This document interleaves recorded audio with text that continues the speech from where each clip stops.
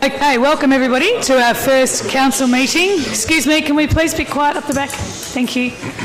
Welcome to the first council meeting for 2020, to everybody here at City Hall and also to all of those of you watching via the live stream. We welcome everybody. Council acknowledges the Wadawurrung, the traditional owners of the land, and we pay our respects to elders past, present and emerging, and to all Aboriginal and Torres Strait Islander people who are part of the greater Geelong community today. Now, it's been a fairly challenging start for many people over Christmas and New Year through that period, and together with my fellow councillors, I'd like to particularly acknowledge those people across the nation who've been impacted by the devastating bushfires. The incredible display of support from surrounding communities, including our own, is what keeps people moving forward, and various fundraisers have been well supported across the city of Greater Geelong, and we know that the journey to rebuild will be a long one for many communities, and we also have a long summer ahead of us. Locally, we're encouraging everyone to focus on preparedness and prevention and to make sure that we are all fire ready. The team at the City continues to monitor, assess and action all that is within our charge, and we thank the community and the various agencies who are working with us to accomplish this, and we'll continue to keep everybody informed and encourage you all to take care of yourselves and each other. Now, I'd like to share some very good news and exciting news. Our fellow councillor Sarah Mansfield, together with her husband Steve, have welcomed their second child to the world, a beautiful baby girl, and we're happy to share that everybody's doing well. So congratulations. Now, on to tonight's meeting. We have a big agenda to get through tonight.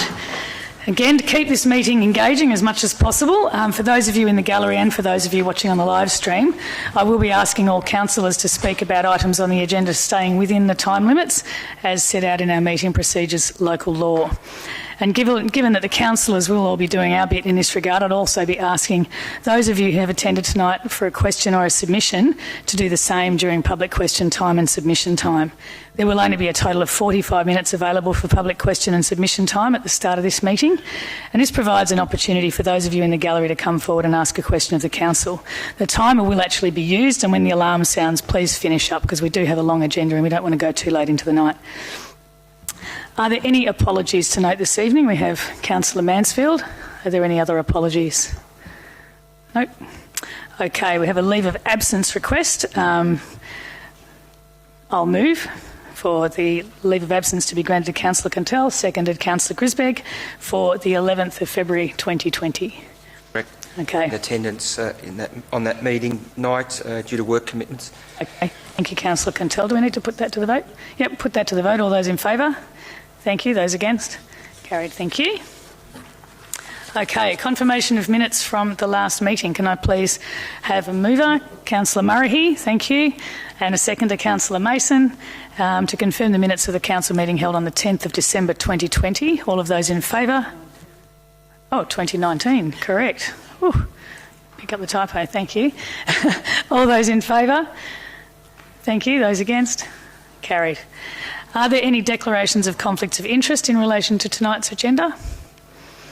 No. If any conflicts do arise during the meeting, please make them known. Now, the next agenda item is the public question and submission time, specifically available for questions and submissions rather than as a forum for discussion. Now, our policy provides for each person addressing the council to speak for 3 minutes, and we will be using that timer to keep everyone on track. I'll give everyone a wind-up when it starts to approach the end of the allotted time, or somebody will start to wriggle and nudge.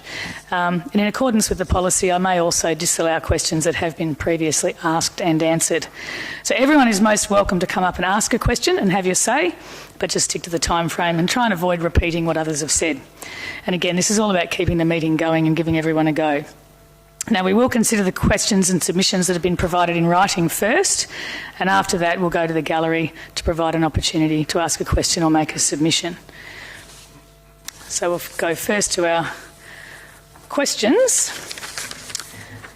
and I would like to invite Nancy Donkers to put forward her question.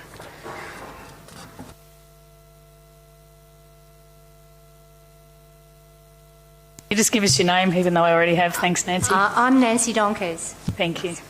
I'm here to represent the Grovedale Community Orchard Working Group, which is incorporated under Transition South Barwon. Grovedale Community Orchard is an open planting of fruit trees and companion plants within a recreation reserve. It's been established and maintained by a small group of volunteers for over 5 years. Our community orchard contributes to food security by provision of free, accessible seasonal fruit and reduces the need to transport produce from outside the area. It also produces a space for recreation and education around food production. Last year, due to the waste crisis affecting COG, we instigated a community composting system including several in-ground worm farms and composting bins to assist all local residents to eliminate food waste, the largest contributor to landfill waste. This system is utilised by a lot of the community. The community orchard is assisting COG to meeting sustainability commitments, including many of the One Planet Living principles.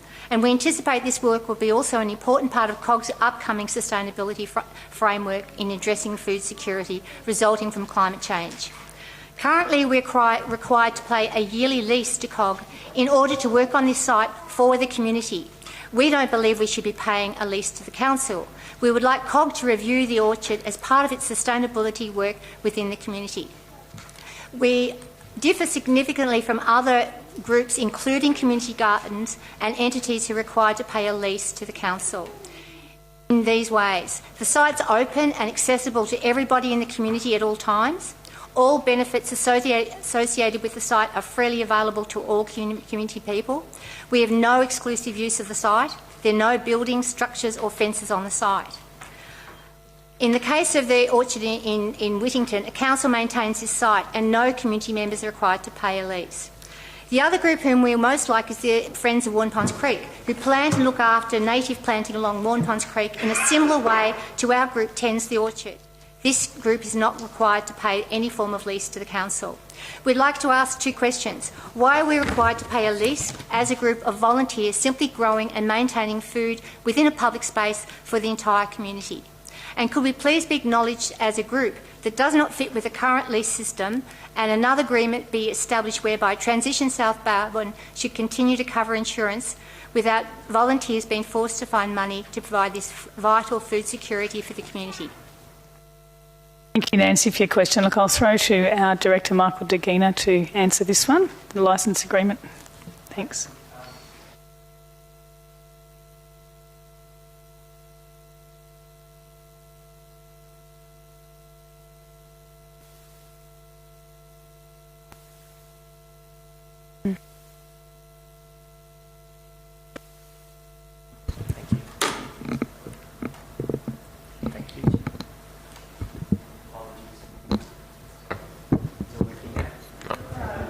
The other one.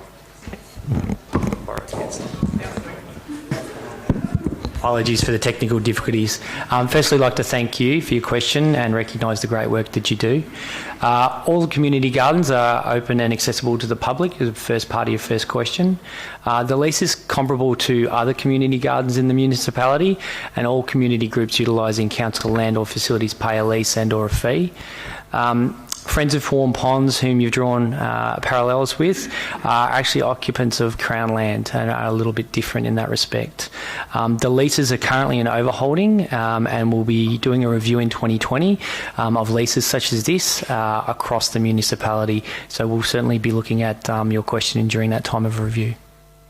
As a long-term member also of the Grovedale Community Garden, I do know that there's quite distinct differences between the community orchard, which is a really innovative, open, quite different to a community garden that has members and that mostly supports the value of the community garden goes to those members. So it is quite distinctly different. Okay, thank you, Nancy. Thank you. Thank you very much.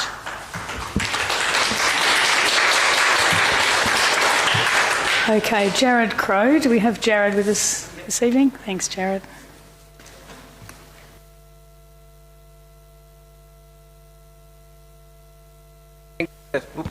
Thanks for hearing me tonight, Council.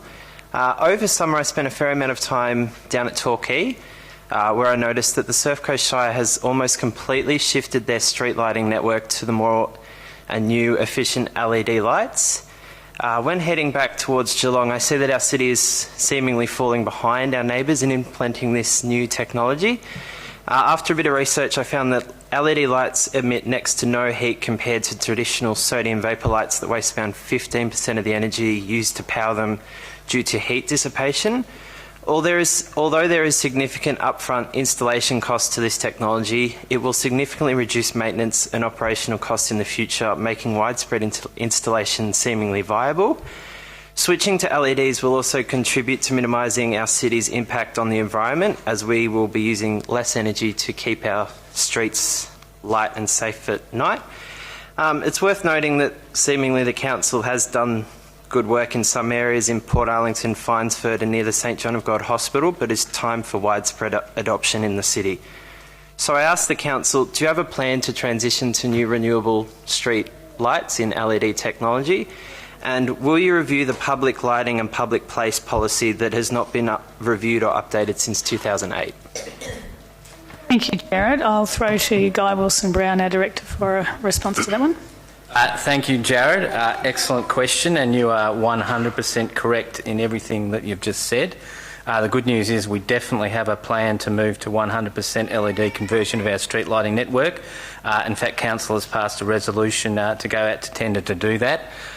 It will be installed over the next 3 years. It's quite a big project. It's a $13.5 million project, but with a payback period of over 7 years, and it will result in a reduction in greenhouse gas emissions of nearly 9,000 tonnes per annum. So we have made the decision. We do have a plan, and it will all be done within the next 3 years. Your question about the street lighting policy, yes, that's urgently due for review, and we're reviewing that. And on the same subject, you'll be pleased to know that we've recently made a decision to go out to tender with 30 other councils for green power, and that will result in us having 100% electricity coming from renewable resources. So we're making great inroads in both these spaces. So thank you for your question. Thank you very much. Thank you. I have a question here from Sonia Van Hewitt. Is Sonia with us this evening?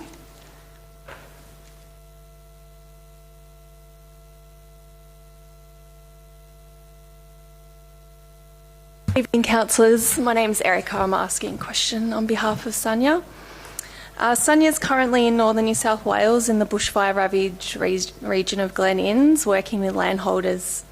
Sonia wants to thank Councillor Contell for a recent meeting and appreciate your time. Sonia's questions concern the COG Sustainability Framework Project Brief.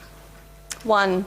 I highlight Mayor Ash's September 2019 comment that there is a climate-related urgency, but COG is not ready to declare an emergency.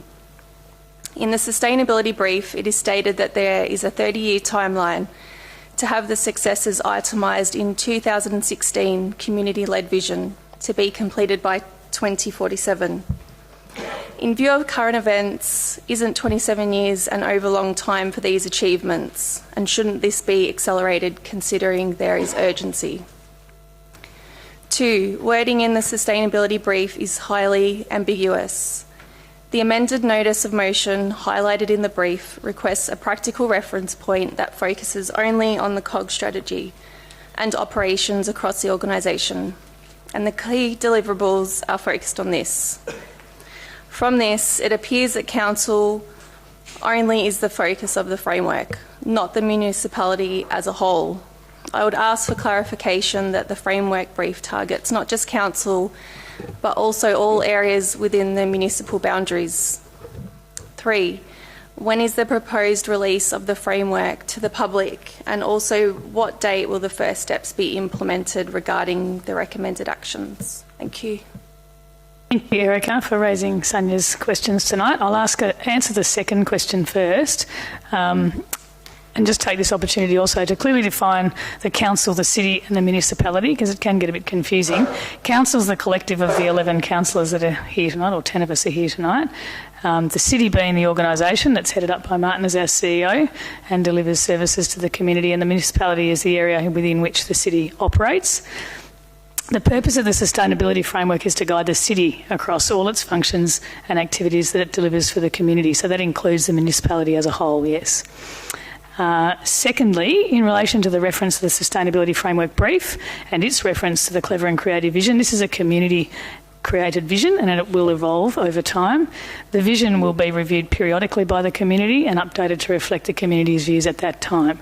The section in the sustainability framework brief that you refer to reflects the outcome of the vision process and provides a background context to work within.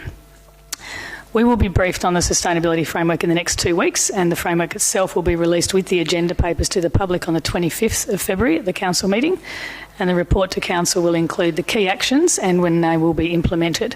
It also explains which actions are high priority, which was determined as part of the process called the materiality process. So it is underway. I've seen a very early draft today, and we'll have a briefing on it in 2 weeks. So very keenly looking forward to it on the 25th of Feb. So thank you. Cheers. I also have a question of my own that I didn't submit in time, so are you happy for me to read that quickly now? It's a shorter one than I usually ask. Yes, okay. We might have to take it on notice though, so yeah, Thank go you. for it. Thanks, Erica. Cheers. My question is COG attending the Climate Emergency Summit? An urgent national summit, the Climate Emergency Summit, has been called and is being held in Melbourne in February. The summit will convene government at all levels, experts, scientists, practitioners, researchers, industry innovators, youth leaders and prominent advocates in a focused and collaborative 2-day event to explore what a full-scale safe climate transition could look like if implemented at emergency speed. This nationwide summit is taking a cross-sector approach to confronting the climate emergency with the aim of tackling the widest possible range of critical issues spanning the political, economic, technical and social change dimensions of a society-wide transition. Local governments will be participating, including Darebin and Moreland councils, both who are also proud sponsors of the event. Is COG participating in the summit? Will it have a presence of council officers and councillors in attendance to listen and learn about what needs to happen at the local government level for the climate emergency? That's a really easy answer. I think the short answer is yes, we will be participating. So thank you. Good on you. Thanks. Okay. I have a question from Roman Gerpert. Is Roman with us tonight? No? Oh, yes.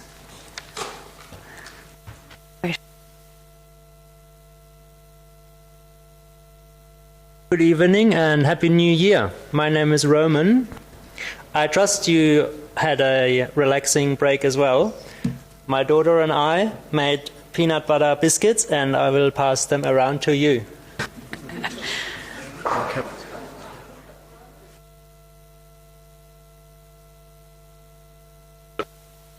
Nut allergy. I've got a nut allergy. It goes straight to my arse and makes it too big, so I can't eat it. Thank you, Roman. Perhaps if you could sit down and can you ask your question from the seat, that would be great.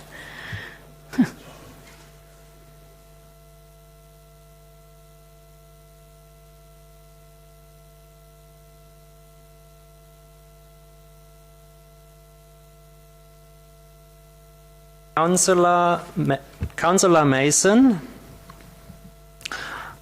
I appreciate that you mentioned Greta Thunberg in a previous meeting.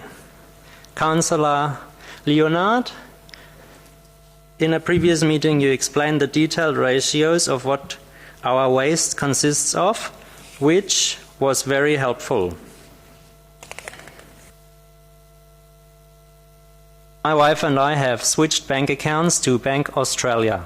This is the only bank in Australia which does not lend money to pornography, armaments, gambling, logging, and the fossil fuel industry. After reviewing our home insurance, Bank Australia now saves us $300 per year compared to ComInsure. We can use all ATMs of the big four banks.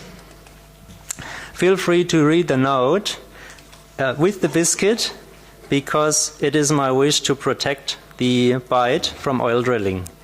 I have a practical solution how to increase the recycling of plastic bottles and drink cans so that any oil drilled in the Bight is unnecessary. The Great Australian Bight has some of the most extreme weather conditions on the planet. Extreme deep-water drilling under such conditions is too risky. Any spill would be catastrophic, as stochastic modeling done previously by BP has shown. The devastating impacts could reach from Perth in WA to Eden on the New South Wales south coast to as far as Tasmania. In 2010, the Deep Horizon oil leak disaster in the Gulf of Mexico caused every day about 1.3 million litres of crude to go in the sea. Hands up if you have family or friends who surf or enjoy going to the beach. Yes. Wow, good. So quite a lot of people.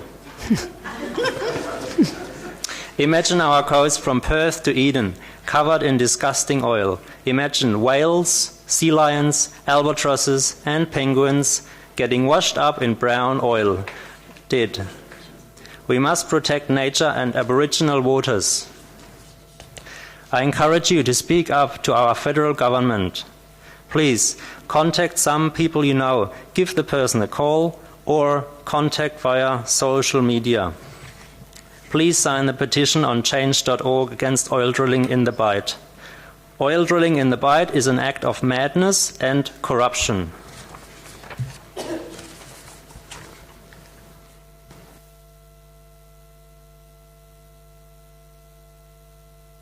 Morrison, if you listen to this recording, please stay away from impeached Trump. Should you visit Europe, my parents can show you some wind farms and solar farms. Plus, you can arrange a meeting with Germany's Federal Chancellor Merkel to see how the country will shut down all nuclear power plants by 2022, shut down all coal mines and power plants by 2038, and transition all jobs to renewable energy. New Zealand's Jacinta Ardern can also give you some good advice regarding an ethical economy.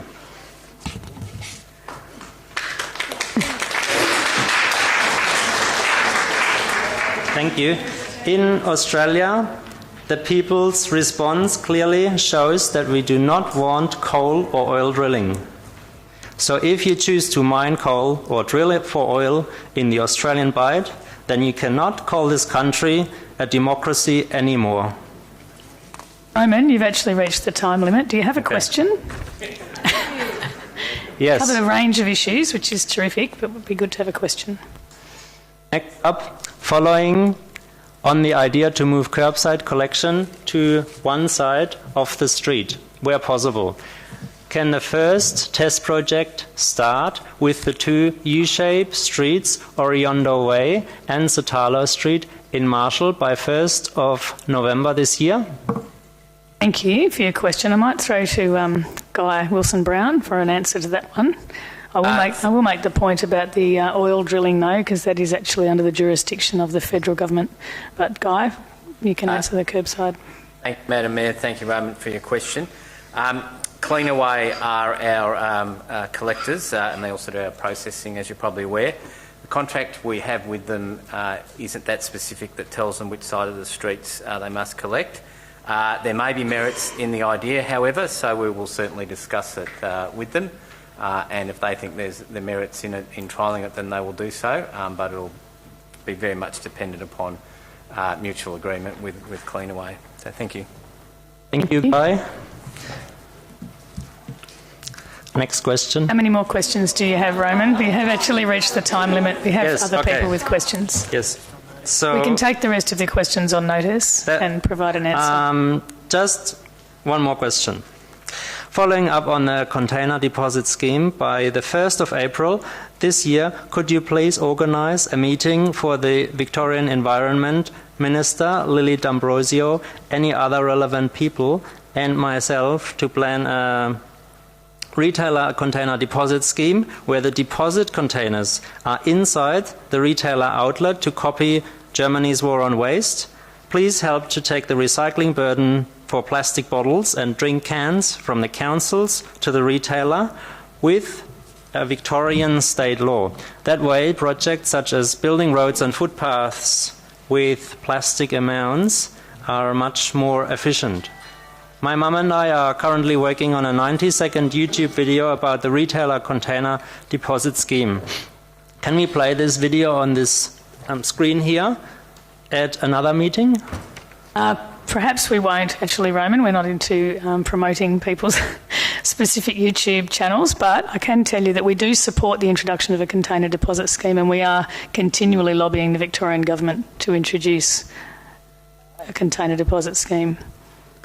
Good. Thank you. What if I bring the video on a USB? Thank you. Okay. I think that's enough. Thank you very much. Let other people have a I like your ideas. question. Thank you. Thank you for your consideration. And thank you for the biscuits. Now, I have a couple of questions here in relation to Hams Road. And we do thank you for your questions, but this matter will be debated on tonight's agenda. So we're happy to hear the submissions and we will consider the points that you've made, but so as not to preempt the outcome of the decision by Council tonight, we're unable to provide you with an answer, but you can, of course, stay to hear the debate on this matter. So I do have a couple of questions in written form here. Very happy for people to come and ask those questions, but we won't be providing a specific answer to it. So I have a question from Terry Spronken, if Terry would like to come up.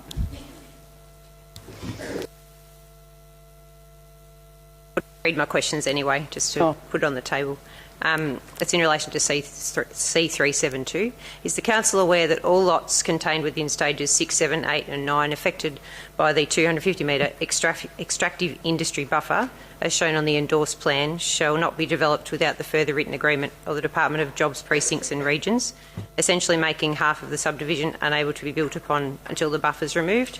The second question was, are councillors aware that another study regarding noise emissions from the power core site needs to be conducted, as noise emissions are already above the acceptable levels? And thirdly, why is the reworded Section 173 agreement preventing lots fronting Hams Road from being further subdivided or having more than one dwelling constructed on each lot, as recommended by the independent panel report, not included in the development overlay, which is part of the city's report being considered for adoption? Thank you very much, Terry. Okay, I have another question here on the same topic from Ross Carlson. Ross? Yes, my name is Ross Carlson. I live on Garspore Road and I'm against C372. I've had a hard 6 months with council with trying to get information. So instead of, since you're not going to answer the questions that I put in writing, I'd have to put forward my objection, which I also was in writing, about how you cannot get information from council. I've been waiting for 6 months. I started 6 months ago to get traffic counts, stuff for Garspore Road, because Garspore Road at the moment is completely... I cannot back my trailer in. I have to sit out for 40 minutes in peak hour times to get the boat in. And I'm not the only one. I represent most of the people in the Garspore residents. I sat through the panel hearings, but unfortunately when council gave their submission, they did it over 2 days. I couldn't attend both days. I attended most of the days, but I couldn't attend the 2 days. Otherwise, I had questions for council.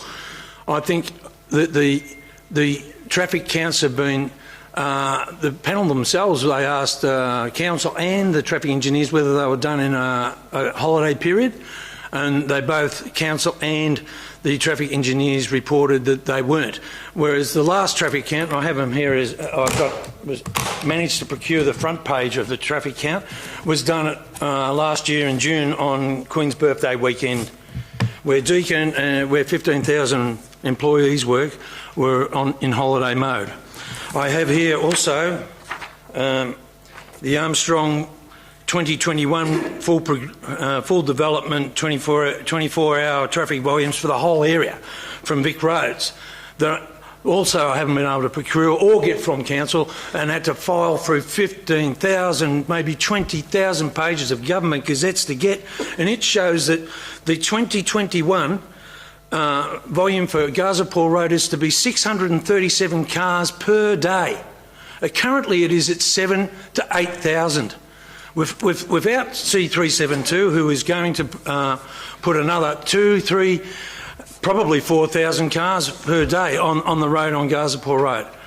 Armstrong Creek's only 25% into the build, so we're going to get 75% of them coming through, and they're not going to stay local and buy their stuff, because there will never be in Armstrong Creek a Kmart, a JB, a Harvey Norman, another Bunnings.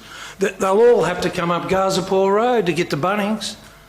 It's just ridiculous that the council is even thinking of it. Gazapur Road cannot support the amount of cars. It's only 8 metres wide in places. You can't pass. I have pictures here if you wish of buses pulling up with stops with kids running across the road with no crossings on it. There are no parks in the whole area. I rang up council and said, where am I going to go to take my grandson to kick the footy? And council said, what, you want us to tell you? I said, well, yes, actually, because we don't have any parks in Warren Ponds. We don't have any bike tracks. We don't have anything. And he said, and when after speaking with him on the phone for 10 or 15 minutes, he said, well, there's one 4.5 kilometres away. We can go kick the footy. And if you check the maps, have a good look, Mr Smith. Have a good look at the maps. There is nowhere I can kick the footy with my grandson unless I went down on the creek bed. Now, that's not the Armstrong Creek, that's the Warren Ponds. There's a bit of shoulder there that you can kick the footy. But hopefully my questions are on, have been recorded because I submitted them online. But, and I'm sorry for getting emotional about it, but it's getting out of hand. I can't get out of my driveway in the morning. Kids are running across the road to get to the buses. I will just hold up one photo, if I may, of... if I can just quickly find it for you. There's the local traffic only sign that was taken down. Since then we've had another 1,000 cars per day. That's the gridlock on Torquay Road that goes back all the way to Barnyip Road. There's the buses. I know you're seeing it at distance, where the cars have to cross completely onto the wrong side of the road to pass the buses where the kids are getting on and off. Now, you're going to put another 3,000 cars? Another 3,000 cars per day, every day. It's going to be every day of the week. It's going to be, because they're landlocked in Hams Road, they're not going to go right because there's no shops right. They're not going to go straight ahead because there's 6 roundabouts to get to the shopping centre. So they're not going to go straight ahead, so they have to turn left. They're all going to go up Gazapur Road, all 3,000 trips per day. 7 days a week, 365 days a week. That's what I've got to say. Thank you, Ross. Kids. You can leave those photos with us and we'll circulate them. Thank you. They were submitted at the panel hearing. I don't know if you kept them. I don't know if you kept your own traffic counts. I don't know if you've... This was this one here that shows all the projected traffic counts for the whole area, even into Grovedale, Barwon Heads Road, Torquay Road, all the Monterey, Gazapur, Sugargum, Rossack Drive. It shows all of the projected that was sponsored by council, done by independent traffic engineers, and also Vic Roads. So they're all here. It took me months to find this because I couldn't get freedom of information from anybody. And council should be disgusted that you can't get it. I'm sorry, it's taken me so long to get it, and I've still got a freedom of information that I've had in since October. I started off initially by telephone, then went to email, and now it's 7 months and I still haven't got answers. Well, thank you for coming tonight and for making your submission.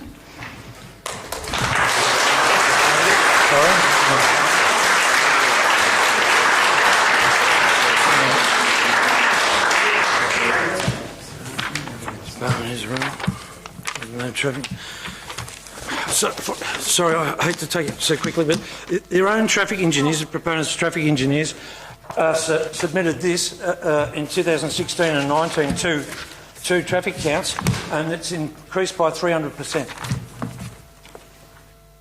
Thank you again, Ross. Now, we have actually reached the time limit, but I'll allow if there's anyone who wants to come up and ask a question from the gallery. I've probably got time for one quick question. Fellow at the front. Thank you. Thank you. Thanks. Stick to the time, please, so that it gives us all a fair go. Yep. Being timed. Yeah, we would request people do 70 stick to 3 minutes. seconds. Can you put the alarm on so that we do have that? Thanks. My name's Gunter Saar. Hello, Thanks Gunter. for the opportunity to address you all. It seems only a few months ago this council dismissed a motion to declare a climate emergency.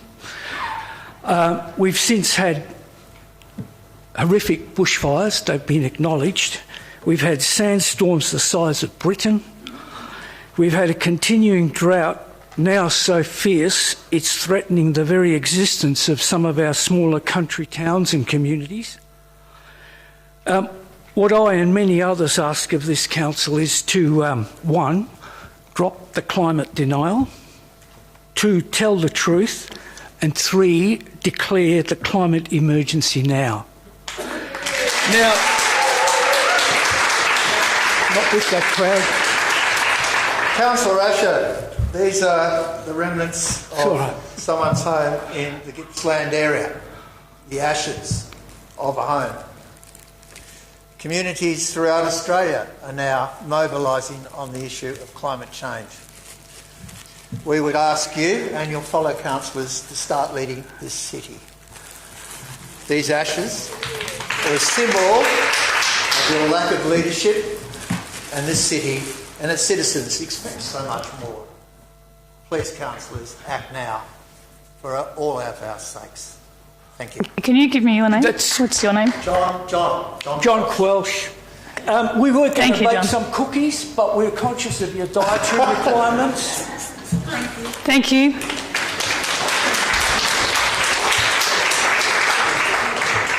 I think that'll be the end of the question time for tonight. We'll move into the meeting proper now. Is there any petitions to be tabled? No petitions. So we'll move into the reports. First item on the agenda is Amendment 3C372, Hams Road, Warn Ponds. Consideration of the panel report and adoption. Councillor Howard. Moving? Moving by Councillor Howard. Seconded. Councillor Manane. Councillor Howard. Thank you, Madam Mayor. This is an issue that's been discussed and drawn considerable community comment and engagement for some time. It has been discussed at length with councillors and has caused considerable discussion within our own groups, and also obviously with a panel report released recently. Due to that and the complexity that we're facing still with a number of issues attached to this particular amendment, I'll be seeking a deferral of this item this evening. So I'm hoping that Councillor Manane will support that deferral, so we can again continue to have the dialogue that we need. We know it won't please everybody, but we just don't feel we're in a position to make a decision this evening that will cover off all the points that we need to make sure that we're more than confident. Point of order, Madam Chair. Thank you. Under the local laws for council, if someone requests a deferral, it's actually a formal motion which you can't speak on. It has to be voted on. I'm confused about what Councillor Howard's actually asking here, because he's speaking to the original motion. He's made the statement. Should we simplify? We call a deferral. He should know the rules that actually, if he is moving a deferral, it's a motion which is a formal motion and requires no debate. So if Councillor Howard is moving a deferral, do we have a seconder for a deferral and then we vote on it? Okay, do we have a seconder for a deferral? Thank you. I am aware of that. I have been Manane. considering that option during the discussion just then. I think we're clear. Thanks for the point of order. So Councillor Manane second. So I'll put the motion to defer to the vote. All those in favour? Thank you. Those against? Motion deferred. Thank you. Second item on the agenda tonight is Amendment C363, Central Road, Drysdale, the consideration of submissions. Moved Councillor Mason. We might wait till the gallery is cleared and quieter.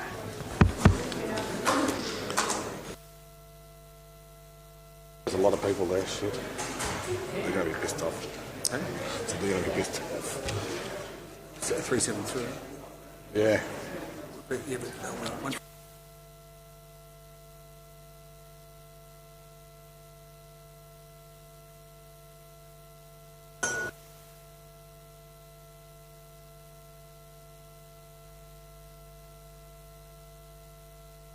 Okay. I'll reiterate, this is Amendment C363, Central Road, Drysdale, consideration of submissions. Moved Councillor Mason, and I'll second. Councillor Mason. Thank you, Mayor Asher.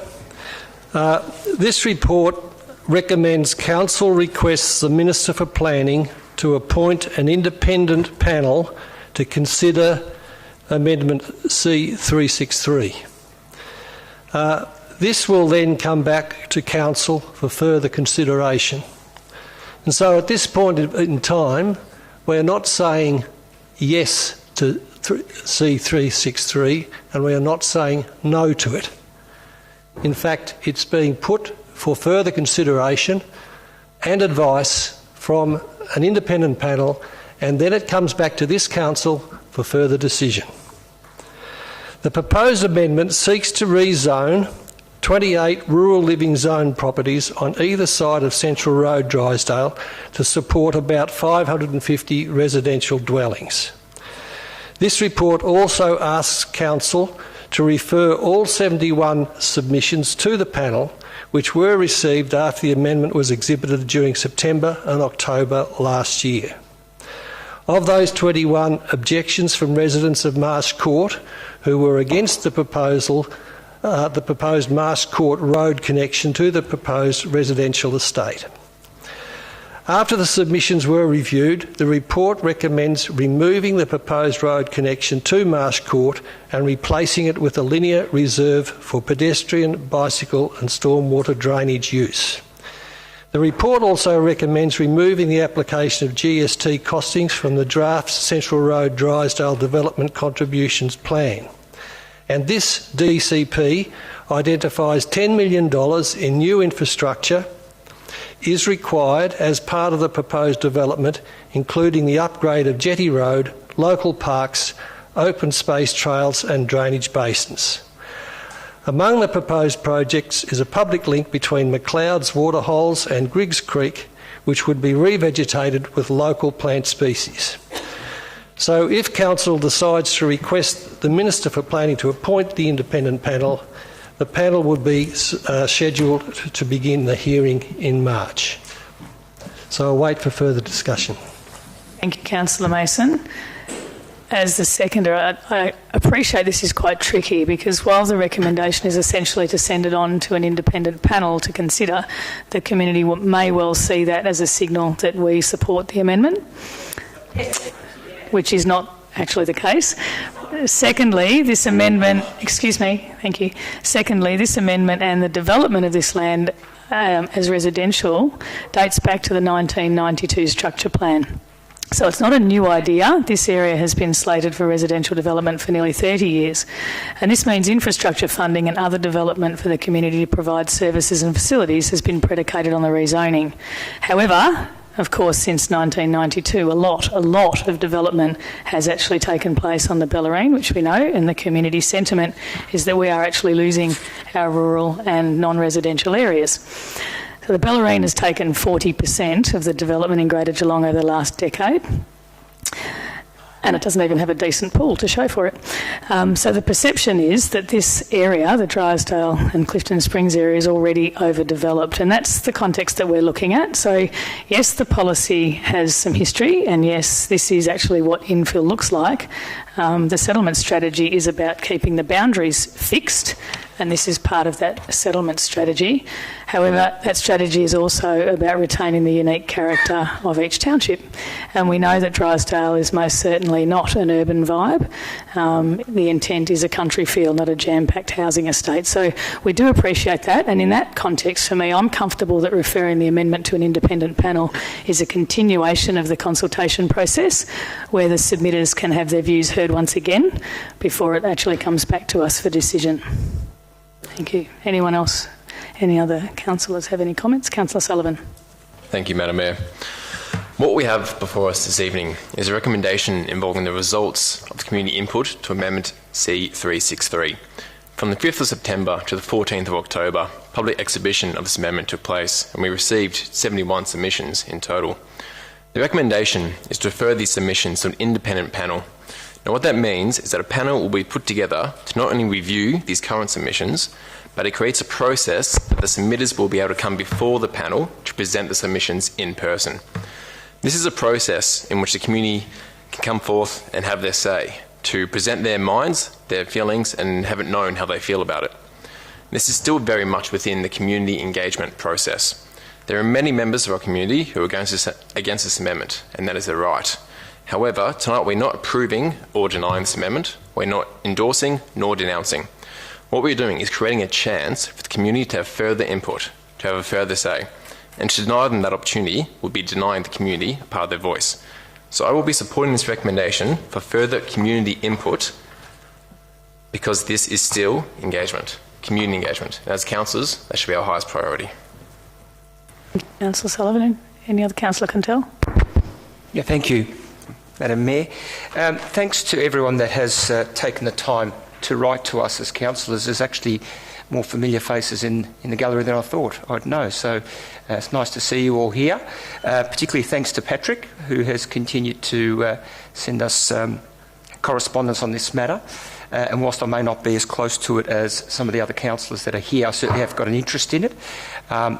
I appreciate that if we support the report going to a panel, it may not appease you all tonight, but all I can say is from personal experience of being on council now for some 9 years, I think it's probably the best option tonight. If we don't support that, there is real potential that you do not get the outcome that you would ultimately desire.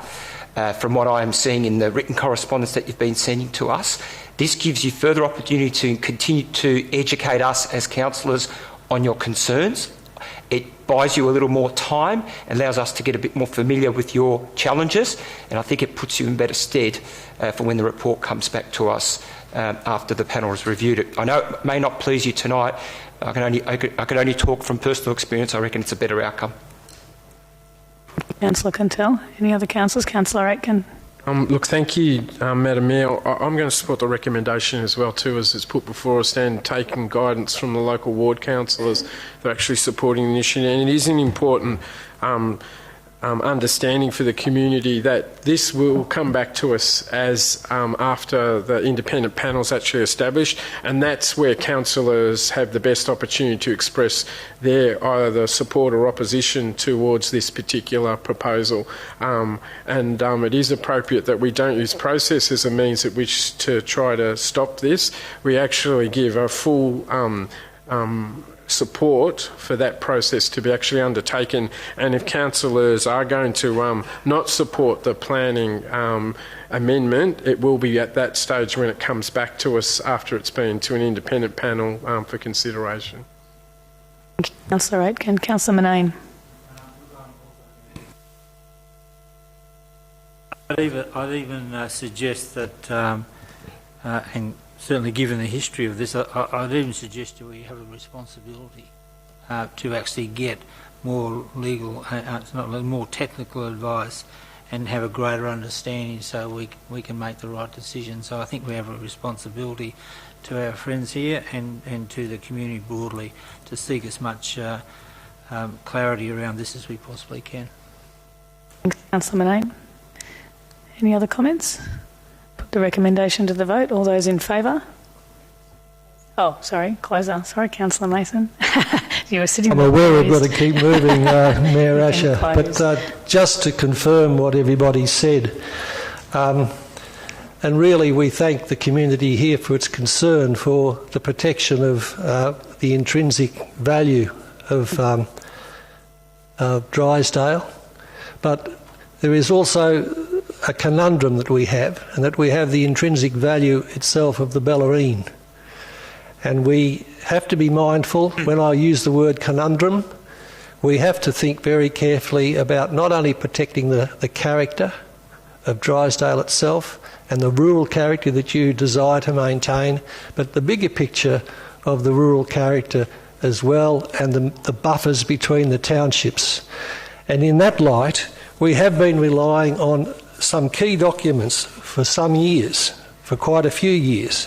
Those documents are the Greater Geelong Planning Scheme, the City of Greater Geelong Sustainable Growth Framework, the Geelong Regional Growth Plan, and the settlement strategy and the distinctive areas and landscapes. In addition to that, there's the Drysdale Clifton Springs Structure Plan. Now, all of these documents find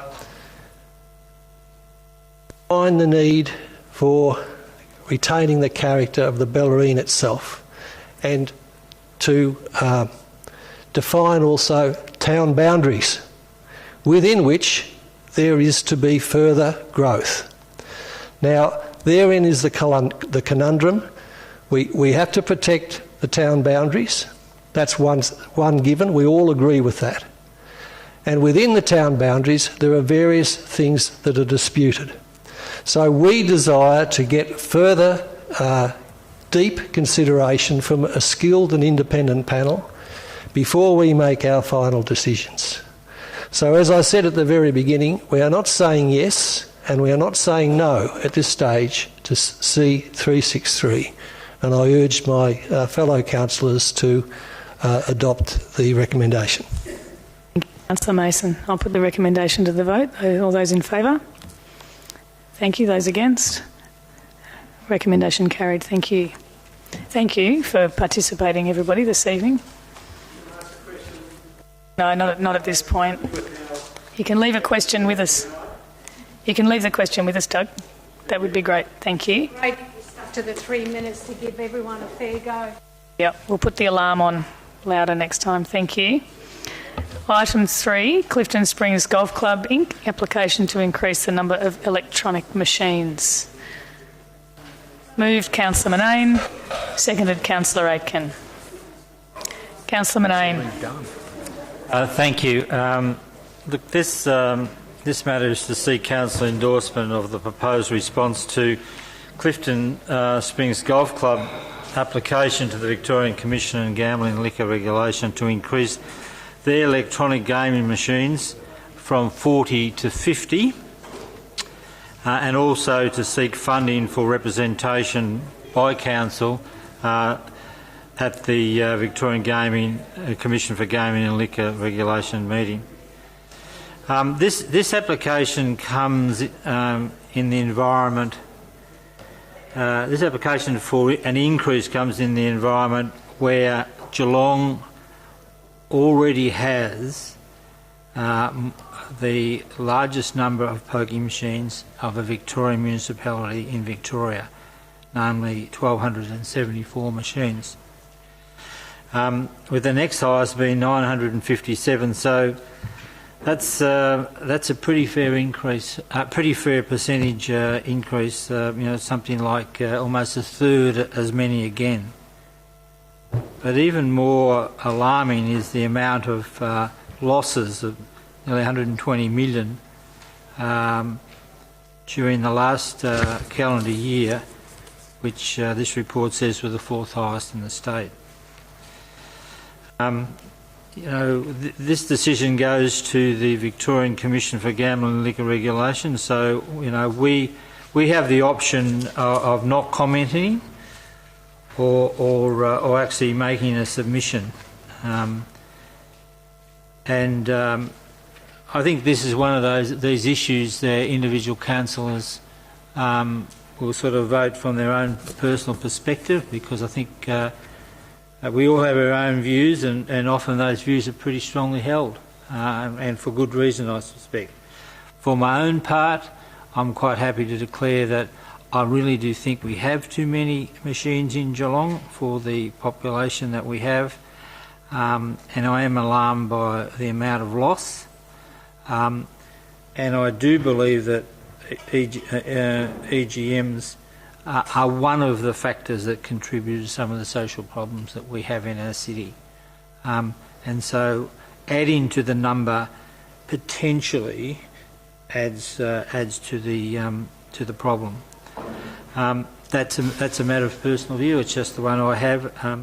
Now, we've discussed this matter in chamber on previous occasions, and as a result of those discussions and the decision by council, we've actually had representation at the at the Victorian Commission of Gambling and Liquor Regulations on a couple of occasions recently. One was the Belmont RSL, which was subsequently approved. In the other case, which was the Geelong Police Association, which was not approved. So, we've had a 50% successful strike rate. I'm suggesting that we should appear again, and as part of this recommendation, approve some funding for that to be the case. So I might leave that and let my fellow councillors make comment. Thank you, Councillor Manane. Councillor Aitken. Thank you very much, Madam Mayor. Look, I strongly support this recommendation. There's two components of it that has been discussed. One is that we actually do formally advise that we against any expansion of the machine numbers at the Clifton Springs Golf Club, and the second part is to actually endorse a budget of $30,000 towards representation before the Victorian Commission for Gambling and Liquor Regulation. What's quite fascinating is that the Belmont RSL case, we voted not to support their expansion, but we voted not to actually have any additional funding to represent us before that, before the Commission, and they were successful in actually going ahead and being approved. The first time this council, under its current policy, supported legal representation was the Polish club, and that representation was successful before the Commission. So the support for us again is to actually follow a process that's actually brought significant benefit for the community. And this is actually consistent with Council's policy position in terms of electronic gaming machines. So from a policy viewpoint, it ticks the box. And I should also say too, statistically, what has been mentioned as well, we do have the largest number of electronic gaming machines in Victoria, but we're the 6th largest council in Victoria. So there's 5 ahead of us in terms of population base, but we're the number 1 in terms of the number of electronic gaming machines. So we've actually got too many already without adding more of them to them. And the last comment I make on this one is one that we always do. The Geelong Football Club is actually the reason why these applications keep coming before us, and that is they have very publicly said that they've got out of poker machines, but what they have done is they're selling them out into the broader Geelong community. So when the community of Geelong actually, and the Geelong Football Club takes all the praise for getting out of the pokies, they're still inflicting the pain on the broader community of Geelong by selling these poker machines out into the broader public. So the ones that went to the Belmont RSL came from the Geelong Football Club. The ones that were proposed to go to the Polish community were from the Geelong Football Club, and the ones that the Clifton Springs Golf Club is actually considering as well are also from the Geelong Football Club. So raised as a Catholic and a Christian, I actually think it's very Pontius Pilate of the Geelong Football Club in that they've taken all the praise associated with getting out of gambling, but what they do is inflicting and continue to inflict the pain on the rest of Geelong. They could have handed back these licences to the state government and the Commission, but they chose not to. They actually chose to sell them into the broader community, and we will have more applications coming before us as council as other organisations that have been potentially sold these machines by the Geelong Football Club. There's 110 of them that the football club's trying to flog off, and we keep getting the consequences of those coming before us. So I strongly support that our policy should be enacted and supported, which says that we will not support the expansion of electronic gaming machines in this locality in Clifton Springs because it already has them. And I strongly support that we should seek legal representation because the last time we did that, we actually were successful for the Commission. And I see that as value for money, Madam Chair.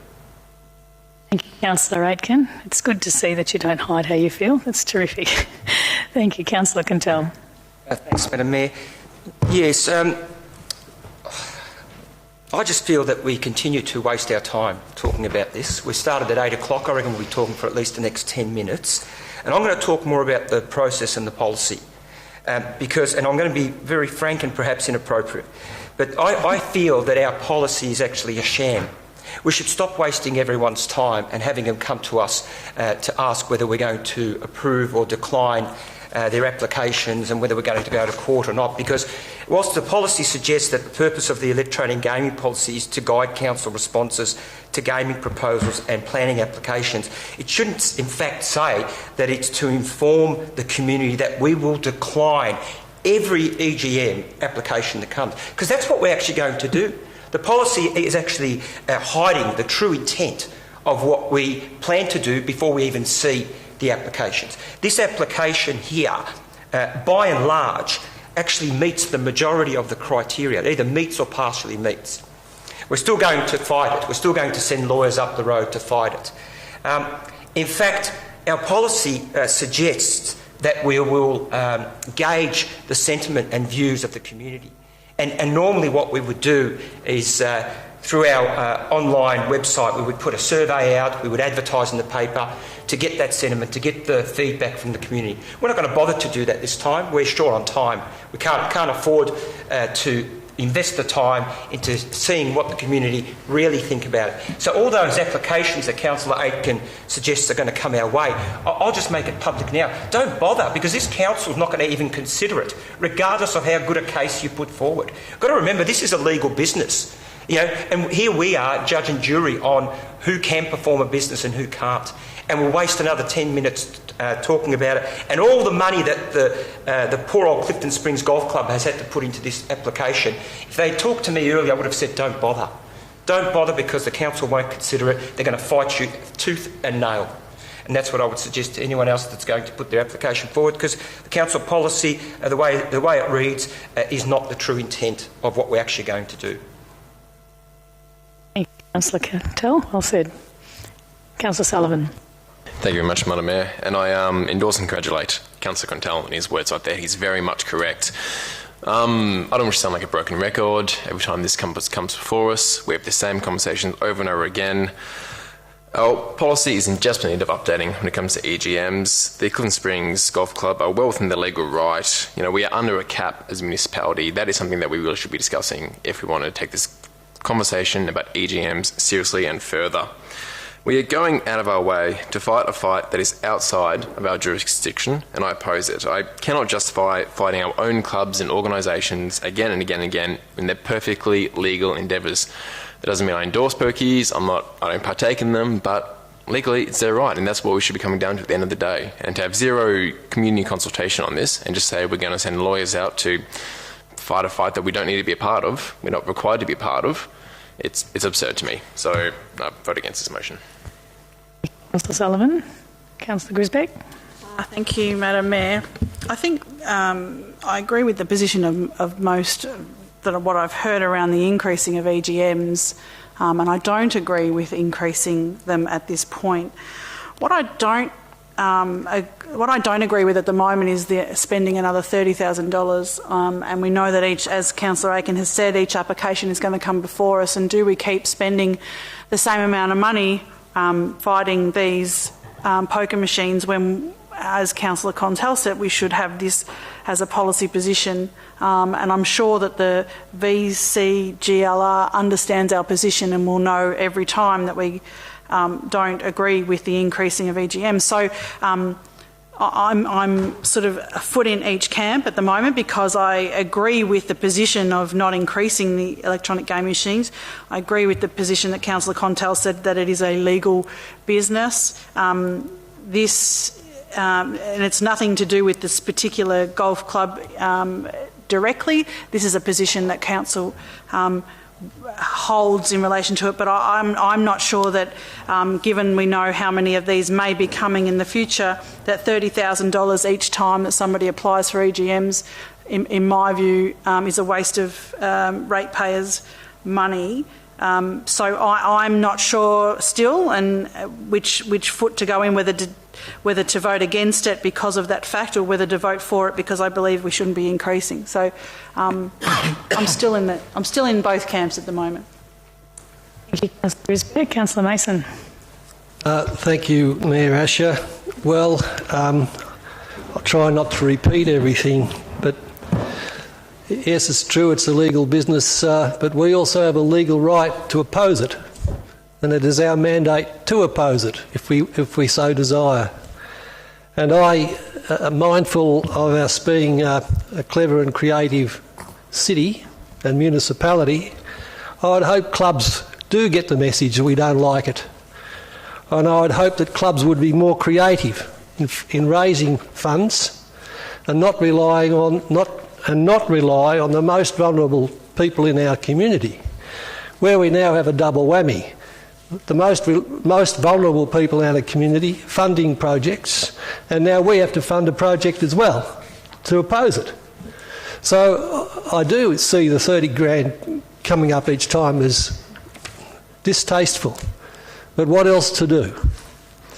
And so I think one thing that is on the horizon is that I think a new policy is being developed, and I hope that we can pass a stronger policy so that people do understand that it's not really appropriate. I'll leave it at that. I'm certainly against the motion.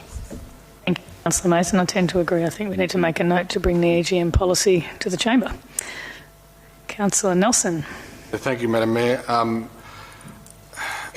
I'll be less than my 3 minutes. I'll be really quick. I certainly agree with what most councillors have said tonight with regard to gambling. $30,000 against gambling. I just don't get it. As Councillor Quintel said, it's a legal thing to do, but it meets or partially meets 20 of the 25 20 of the 25 assessment criteria of council's own criteria. It meets 20 of the 25 of them. But one of the ones that it doesn't meet, or it says it doesn't meet, is number 16, near activity centres or at a sports and recreation club. It says criteria not met. I just don't get why that's not met, because it's at the golf club. But I don't know who filled out this form. So that's 21 of 25. And we're going to spend $30,000 fighting a policy that we've said it meets 21 of the 25 criteria. That just seems ridiculous to me, but I certainly think we should look at this policy, and sooner rather than later, because I think it should be abandoned. I think we're chasing bad money after bad, and I can't support it. Thanks, Councillor Nelson. Councillor Murray. It's all deja vu. We know, we've spoken about this as a group with the Polish Club, the Belmont RSL. We've all got our, as Councillor Pat said, our personal views on this, and we're speaking them all again. But what can't be ignored is the $130 million that these pokies suck out of the community in the last 12 months. Yeah, sure, they're legal, but they're the public health addiction. And surely we've got a moral obligation here as councillors. So I'm supportive of the motion. Again, it's no surprise. We know who supports and who doesn't. Murray, any other councillors to make comment? Councillor Manane to close. Thank you. As I said at the outset, there's some views on this and strongly held to, and I certainly respect all of those. I like the suggestion of reviewing the policy, because it is a bit of a farce. What I would put forward, and if we stay with our position of sending a representation and spending $30,000 annually, and I think what Councillor Atkins says is probably right. We're going to see a possession of these. I would really ask Council to consider that we actually put all our 30,000s together and go and see the Geelong Football Club and offer them a substantial amount of money to get these out of the system. That would be a sensible approach, to say, here's 200, 300, if that's what we're going to spend over the next 3 or 4 years, here's an investment, and let's give them back to the game and get them out of the system. That would be my recommendation, and change the policy. Okay. Thanks, Councillor Manone. I'll put the recommendation to the vote. All those in favour? Thank you. Those against? Carried. Thank you. Okay. Item 4, the naming of the Purnell Road Child and Family Centre. Moved Councillor Aitken, seconded Councillor Grisbeck. Councillor Aitken. Thank you very much, Madam Mayor. This actually is the second part of the process in terms of this. We've already actually voted on it once before to put it out for public comment. We did receive 3 submissions in that public comment process, 2 in favour and 1 against, but I'm actually really proud of the name Coran Braley. It does mean Corio children, and it is the appropriate name for this particular facility out in Corio. And the name was created, agreed upon and approved by our traditional owners. So it's a fantastic thing, and it'll be really good to educate myself, my fellow councillors and the broader community about that local Indigenous name for that area. Yeah, thank you. Councillor Aitken. Councillor Grisbeck.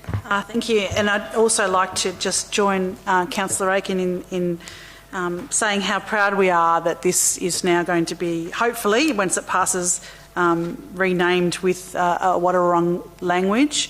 I have downloaded the app on my phone, teaching myself the Wadawurrung language, and I think that that's a really important part of our community, and we should... if you can, and if you've got the will, please do that. It's a really important part of our community and reflective. I'd like to be able to say some words at a future point in time when I've learnt the language. But this is a $13.3 million facility in which will commence operation. Well, I think it's commencing tomorrow or the next day. Would that be right, Robin? It could be. Yeah. So it's commencing very, very soon, and we're really excited that this is opening. This is a coming together of quite a few of the facilities. As Councillor Aitken has said, we really only got 3 online submissions, but the many people that I've spoken to are really proud that this is getting an Indigenous name reflective of what the centre is there to do. So I'm happy to support this proposal. Thank you, Councillor Grisbeck. Any other comments from councillors? I'll put the recommendation to the vote. All those, I'm sorry to close. Rushing tonight, aren't I? Thanks, Councillor Aitken, to close. Nothing further to add. Nothing further, okay. Now I'll put the recommendation to the vote. Those in favour? Thank you. Those against? Motion carried. Thank you. Number 5, the naming of the Drysdale Integrated Child and Family Centre. Moved Councillor Sullivan, seconded Councillor Mason. Thanks, Councillor Sullivan. Thank you very much, Madam Mayor. Tonight we are to seek council approval to name the Drysdale Integrated Child and Family Centre, Bellawin Belly Family Centre, Drysdale. Officers have undertaken a detailed engagement process with the traditional landowners from Wadawurrung Aboriginal Corporation, with the name being presented and agreed by the Wadawurrung Aboriginal Cooperative Board. The proposed naming of the centre was advertised earlier after Council approved it to go out to draft, and the proposal promotes and respects Aboriginal culture, helps build relationships between Aboriginal and non-Aboriginal Australians, and promotes education of Aboriginal history and culture within Council and across the community. The proposal aligns with Council plan to create a more inclusive and diverse community. It also promotes organisational leadership, strategy and governance under the key priorities of proactively managing our assets. We have had many positive submissions to it. We had a few who were concerned about pronunciation. They've been contacted and assured we're having an educational campaign to go out there, and I submit the motion. Councillor Sullivan. Councillor Mason. Thank you, Mayor Asher. I indeed need further education myself in tongue rolling. And had I learned how to pronounce it as a child, I'd have no trouble now. And I do endorse the motion, and I fully endorse also the concept of children learning second languages and third languages. And I was privileged to attend the kindergarten in Drysdale before this integrated child centre to observe Auslan being practised, and all of the young kindergarten children learning to communicate with others in sign language. And it's just it's well and truly established that experience with other languages and other cultures when you're young benefits those in the future. So I endorse the motion, and I hope I get better at saying Bill Ali. Thank you, Councillor Mason. Any other comments from councillors? I'll put the recommendation to the vote. Oh, I'm sorry. I'm closing again. I really am rushing. There you go. Nothing Sorry. further to add, except that I think Councillor Mason and I might take these lessons together. Very good. I actually learned how to read Where is Green Sheep in Auslan, and it was really fun. Highly recommend it. Okay, I'll put the motion to the vote. All those in favour? Thank you. Those against? Motion carried. Item 6, the road renaming due to the Drysdale bypass. Moved Councillor Sullivan, seconded Councillor Mason. Very much, Madam Mayor. Before us, we have item 6, road renaming due to Drysdale bypass stage 2. Council has recommended to approve the renaming of 4 roads in Drysdale, which have been truncated, shortened in common terms, by the Drysdale bypass project following community consultation. The 6 kilometre long Drysdale bypass between Jetty Road and Whitcombs Road aims to improve safety and ease congestion on the Bellarine Peninsula and is expected to be completed mid-2020. This project has truncated a total of 9 roads, which now require name changes, as mandated by the state government. Council approved the renaming of 4 roads in December last year as part of stage 1 of this process. Following public feedback, Council has recommended to change names of 4 roads: Clarendon Road to Waterston Road, Drake's Road to Redgum Place, Gillies Road to Gilchrist Street, and Collins Street to Mayall Way. 3 of the proposed names honour Anzacs from Drysdale: Horace Waterson, Jack Gilchrist Dunn, and Edward Harding Mayall. Redgum Place takes its names from the red gums in the area, which are believed to have to be several centuries old. Quite an achievement. If Council decides to approve the new names, the City will then carry out further consultation regarding the Whitcombs Road, which is coming up next, with affected property owners and residents, and it could be quite controversial. So I endorse the motion. Thank you, Councillor Sullivan. Councillor Mason. I've got nothing much further to add other than very recently we did get one objection to Clarendon Road, but I believe I've also consulted locally and I haven't encountered, other than this one objection, any great depth to that. So I'm happy to go with the numbers on the consultation and endorse the motion. Thank you, Councillor Mason. Councillor Murray. Yeah, I've spoken to some councillors before the meeting tonight just in relation to this matter. Now, I'm not sure how we can run this recommendation, but it's on block, so there's four streets there. I'm supportive of 13.2, 13.3 and 13.4, but I'm not of 13.1. So I'll just speak on that. I'm not sure how you're going to run that, Madam Mayor, but I think all received the same email yesterday or this morning in relation to this resident from Clarendon Road. Now, I in fact had contact with him and another resident of the same section of that road perhaps about 6 weeks ago. And my belief, and I asked that they be put into the submissions, and so that was my belief. So I imagined seeing there was going to be, number of affected properties. It says 5 and 2 against. So this is in my mind. I've got 2 against, 3 in favour of the 5 properties. Now I know this was raised last time. It seems to me more convenience than anything else that we just go with the numbers, and I'm not quite sure. I'm very uncomfortable with that. This particular resident has lived on this part of Clarendon Road for a number of years. So has he got more a right to keep the name of that road than perhaps someone that's just moved in the other side where it's going to be renamed and has been there 6 months? I believe he has. I believe he's got more of a right to keep that name than perhaps a new resident. And the explanation I believe that has been given is that the names are chosen to have the minimal amount of impact given the number of residents at each end. I'm not sure that's right either. There must be a better weight put on who gets to keep the name of the road. So I would urge my other other fellow councillors, if they've all read that correspondence in the last 24 hours, to vote against 13.1, but I have no issue with the other three.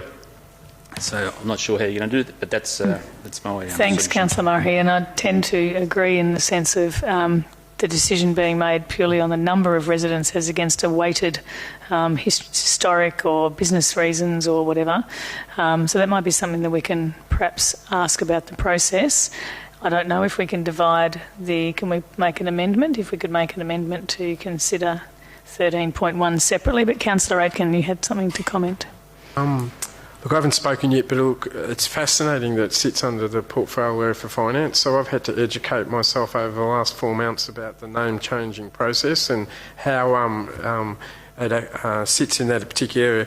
Look, it's with no disrespect to the resident or to Councillor Murray, I actually support the original recommendation as put before us, and that is essentially this is stage 2 of the process. We have already been impacted by the introduction of the Drysdale bypass, which actually meant that we've got about 9 street names that we've had to actually consider. And if we change the process now on this single one, I actually think it opens up the Pandora's box that other residents that we've already changed their streets would actually ask why wasn't that process considered for ourselves for the other 8 names as well too. So although I understand what that Councillor Murray is actually trying to represent the resident in this process, the fact is we've actually got 9 street names that we've already considered. We've tried to develop a process that was fair to everybody, not just an individual resident. And in fact, I haven't heard anybody speak against the naming framework, and that is we've tried to use the Anzacs as a basis to do it, which I think is a great way to perpetuate the surnames of people from that local community that served in the Anzac area, and as has been mentioned by Councillor Sullivan, to actually also call one of the areas red gum to reflect the significant ancient red gum trees that live in that area as well too was an important thing. So, but ultimately, if this was presented to us before we'd named all of the streets, I think we could have considered it, but unfortunately we can't now. And we do open ourselves that the other residents who actually say, well, you've changed the process in the system, which could have affected the names that we've already supported in there stage 1. To come. Yeah. Thank you, Councillor Aitken. Councillor Manane? I think it would be useful for us to understand the significance of the Clarendon. I mean, do we know what it actually means to this part of the Ballerine?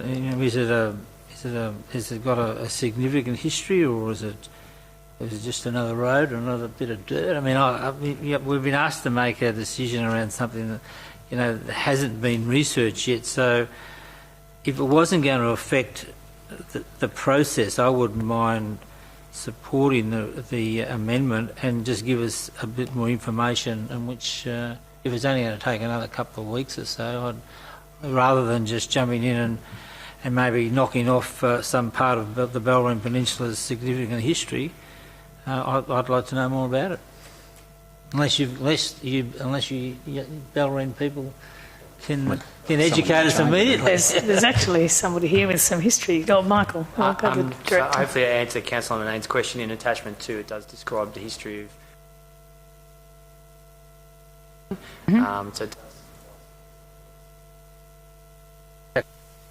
about Waterson, Clarendon. I'm talking about Clarendon. The historic significance of Clarendon. Is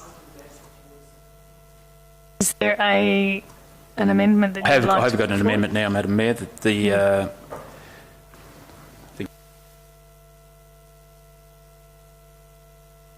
council not support the section of Clarendon Road from Anderson's Road to Buckley Street, renamed to Waterson Road, Drysdale, so not support that, and request the CEO to further consider the change to Clarendon Road and report back to council.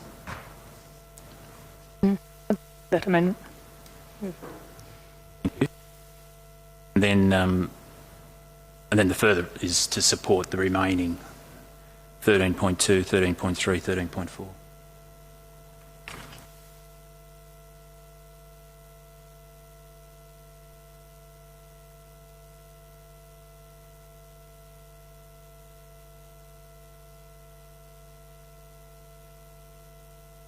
As the original mover, do you support the amendment? I'm happy for Councillor Murray to make the amendment.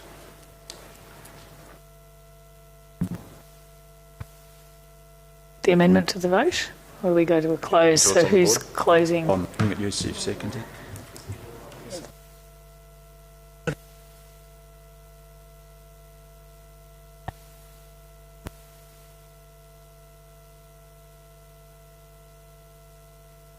Nelson, would you like to comment in the meantime? I'd like to ask a question, Madam Mayor. Waterston Road, what's the significance of Waterston Road? The significance of Waterston Road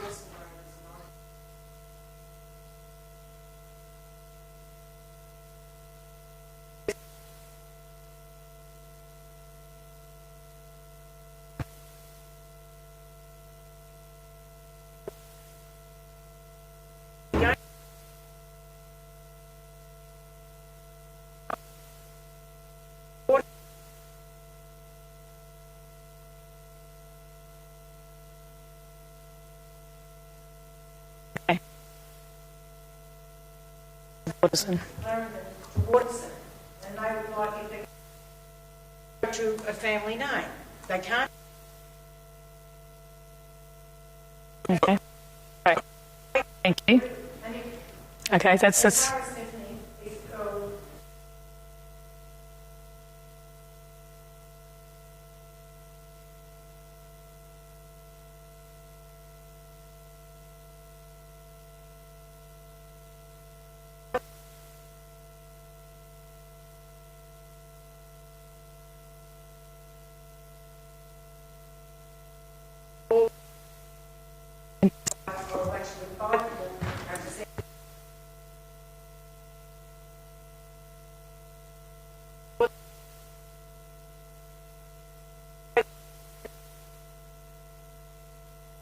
Connection, yeah. Yeah, it's great. Yeah, it's, everything's getting put right out of the history of this. Hmm. I'm sorry if I interrupted. no, that's great. Thank you. We've given us the background we needed. Councillor. The significance of Waterston Road is. Thank you. It's because of their family history. Great, thank you. That goes to my question about what Councillor Murray is asking. This family has been there for generations, so surely they should have more weight. Isn't that right? Remain. I think the amendment is that we review it further so we can explore it further. Okay. Yeah, We're not saying we can no. go into the detail. So we're not saying no. No. Okay. As long as we're not saying no. It's just going to come back. Yep. There's another group of. Yes. I do have the information on Clarendon, which was that it's a universally applied name for use in places related to an Earldom from 1830. Okay. Thank you. Okay, so I can't read the amendment because I can't turn around. So.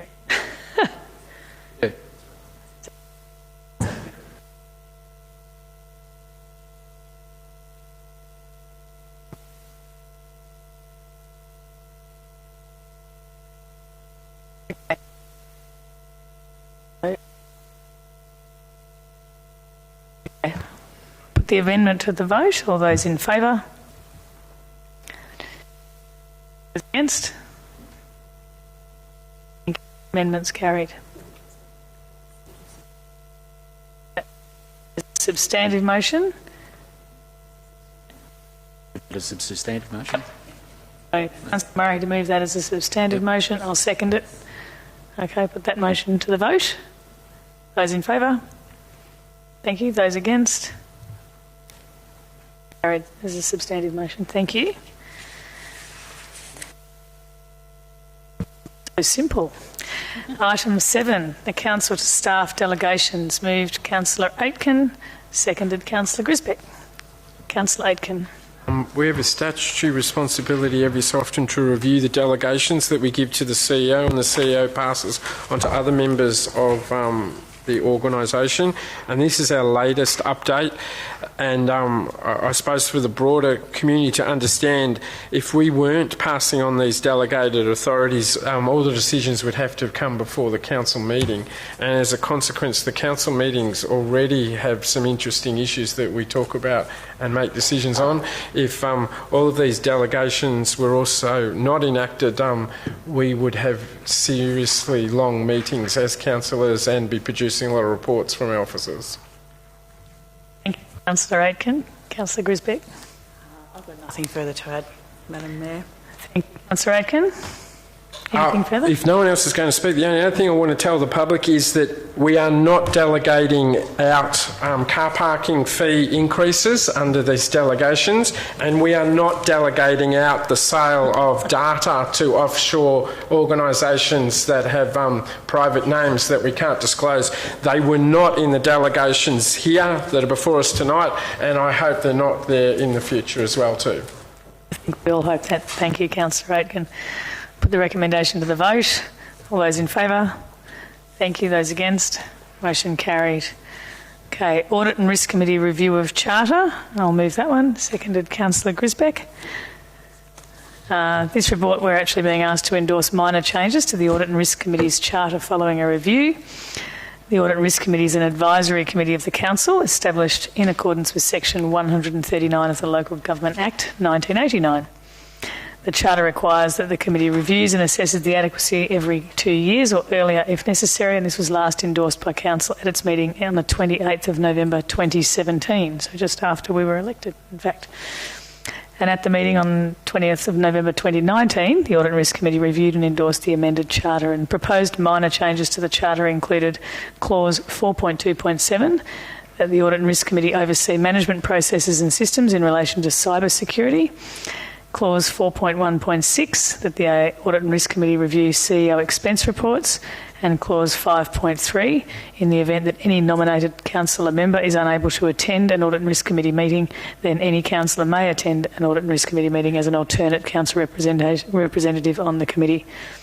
The Charter may require a further review pending adoption of the Local Government Amendment Bill. Councillor Grisbeck, anything to add?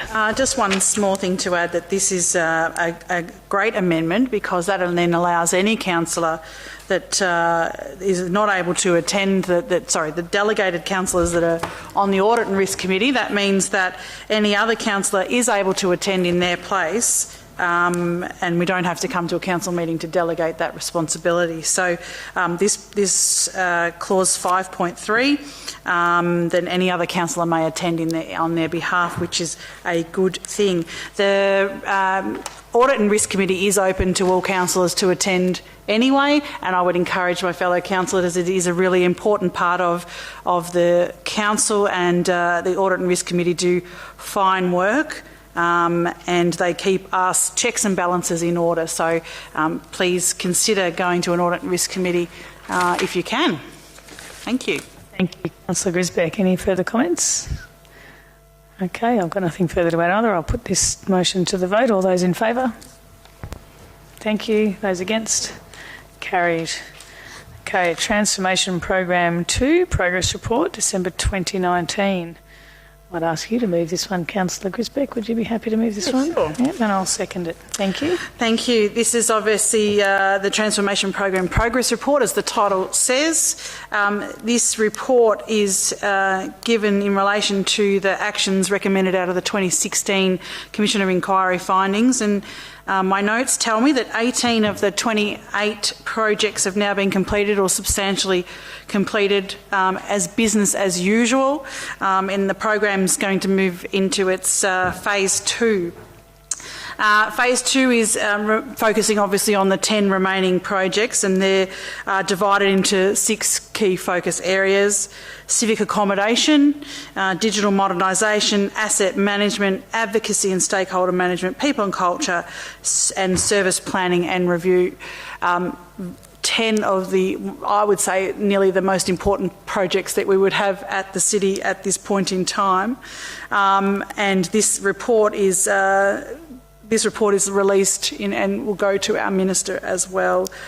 These some of the highlights of this report. As the CEO has said earlier, we have had over 900 employees attend our Working Better Together focus groups, and that was in relation to the culture piece that the CEO was talking about earlier. We have signed the contract for the construction of the new Civic Precinct, and that our new central administration office design has been unveiled. And I'm sure you've seen the lovely pictures that we have online around how our new office building is going to look. We have also released the draft social infrastructure plan and investment policy for community feedback. The draft infrastructure program will inform some of our budget priorities going into the next budget for 2020-2021. That's probably all at this point. Thanks, Councillor Grisbeck. I'd just like to commend Michael Degina and his team for this, because this is actually a huge project and there's a lot of really significant elements to it, so well done. Any other councillors? Councillor Manane. I noted in the announcement of the loss of our monitor, Jude Munro, recently, the very positive comments by the State Government Minister about the progress we'd made on this. Indeed. Some words of praise from such high level. Point. Thanks, Councillor Manane. Councillor Aitken. Thank you very much. Look, Councillor Manane stolen my thunder. This transformational program was essentially what the monitors were supposed to be watching and keep an eye on. It was actually, in fact, 90% of what their workload was associated with the transformation program. Essentially, it must be finished. The great thing is that all of us in this council have now outlived ex-monitor Jude Munro with the City of Greater Geelong, and I don't wish any other councillor in Victoria has the experience of operating with Councillor ex-monitor Jude Munro, but it certainly is good to note that state government's obviously content with the progress that the City of Greater Geelong has made. As a consequence, they with Jude's departure, they haven't replaced her. We now just have Peter Dorling, and I'm not sure if he's here somewhere, is he? I haven't seen him for about 8 months, but maybe he might come in the next 4 months before the end of this council's term in October 2020. Councillor Aitken, any other comments? Councillor Grisbeck to close. Thank you.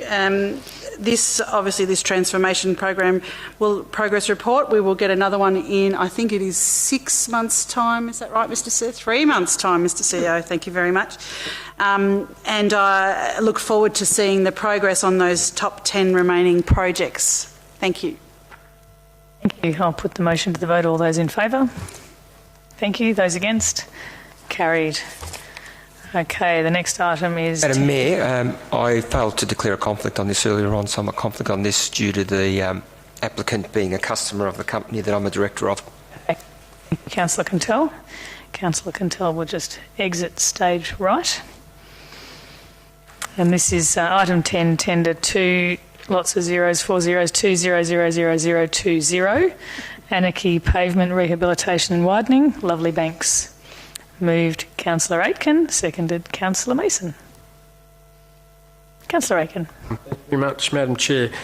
This is a $3.5 million improvement funded jointly by the State Government and Council, so we're working in partnership under the Fixing Country Roads for Regional Roads Victoria, and it's an upgrade of Anarchy Road, which the road improvements are actually expected to be able to assist new investment opportunities in the region due to the close proximity of the road to the Ring Road, and certainly for Councillor Grisbeck and I, anything or any investment in the northern suburbs of Geelong is welcomed, and this type of investment is good because it's about significant infrastructure which actually attracts some business and commercial opportunities to our locality, which ultimately is about jobs. So the $3.5 million will be jobs during construction, and after construction this will open up that section of Anarchy Road to be attractive for investors at that site location. So a very welcome investment in Geelong. Thanks, Councillor Aitken. Councillor Mason. I've got nothing further to add other than I'm pleased that the usual processes have been followed loyally, and we have a good outcome. Mr. Grisbeck. Just a quick comment to say that, thank you to the officers again. This is a good process which is now out in the public domain, and we are. This is providing open and transparent policy setting in this particular council. So I'm pleased that we're able to award this particular tender in the non-confidential section of our council meeting. Thank you, Councillor Nelson. Thank you, Madam Mayor. I'm not going to support this tender on the grounds that the area doesn't have much traffic on it as yet. Yet Gazapur Road, which we've deferred earlier, where Hams Road adjoins, has at least 10 times more traffic, and we're not even considering upgrading that road. I question why officers are doing that, and I'd like an email at least, or a chat with officers, to tell me why we're funding Lovely Banks Road, we're widening that, but we're not even looking at widening Gazapur Road.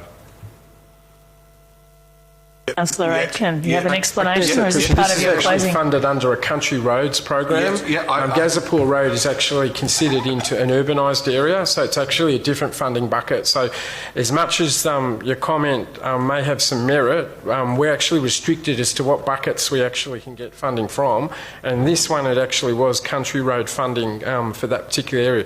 The Gazapur Road would have to be funded under urbanisation funding, so we can certainly kind of ask and lobby for funding for other areas, which council does do, and we've got a priority of how we actually do that within the organisation. As part of our budget process. My point was, Councillor Aitken, that I know it's not a forum for debate, but my point was that 10 years ago, even probably even less than 10 years ago, Gazapur Road was a country road, just like Lovely Banks is a country road now, but in 10 years' time, it won't be.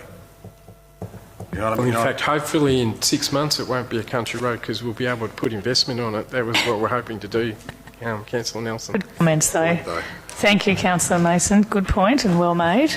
Councillor Nelson, I should say. Giving the wrong credit. Any other councillors wanting to comment? No? Back to Councillor Aitken to close. Nothing further. Okay, we'll put the motion to the vote. All those in favour? Those against? Councillor Nelson. Okay, thank you. Motion carried. And Councillor Cantell can come back in.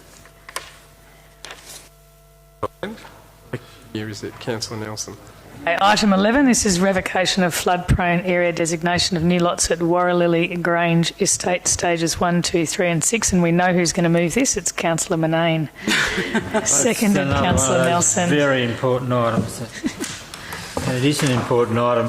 This is to revoke Council's designation of December 2006 for the flood affected land at Warralilly Grange Estate Stages 1, 2, 3 and 6 liable to flooding pursuant to the building regulations. Now that land is better known and understood to be part of the Warralilly Grange Estate, fronting 55 to 75 and 85 Whites Road, Mount Dunedin, for those who know the area. And to think that we're up as far as Whites Road, Mount Dunedin already gives you some indication of how quickly Armstrong Creek's going. So the proposal is to revoke that designation. Thank you, Councillor Manane. Councillor Nelson? Nothing further, Madam Mayor. Any other comments? Councillor Manane to close. Okay, we'll put the motion to the vote. All those in favour? Thank you. All those against? Motion carried. Now we have a contractual matter to go into confidential, so can I please have a mover, Councillor Sullivan, and a seconder, Councillor Mason, to consider this matter in confidential. All those in favour? Thank you. Those against? Carried. Item 13, another contractual matter. Can I have a mover? Councillor Harwood, thank you. And seconder, Councillor Nelson, thank you. All those in favour? Those against? Carried. And one more contractual matter, item 14. Mover, Councillor Grisbeck. Seconder, Councillor Mason. All those in favour? Thank you. Against? Carried. Section C, notice motion. Councillor Aitken. rainbow crossings in Geelong and accessibility at the Moorabool Street crossing. So, Councillor Aiton to move.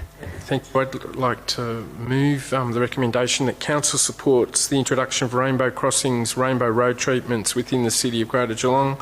Requests that the first rainbow crossing be introduced be on council-controlled road in the Little Mallet Street precinct, and finally request State Government and Regional Roads Victoria support to install, with some urgency, a rainbow crossing, rainbow road treatment in Moorabool Street between Little Mallet Street Mall precinct and West Little Mallet Street precinct.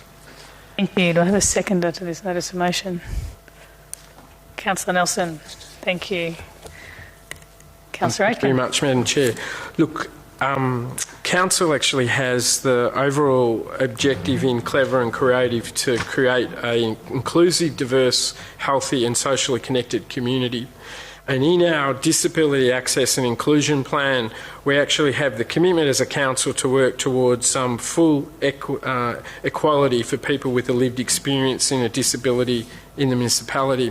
And this is actually a unique opportunity to address two significant policy positions of council by undertaking one act and one particular action.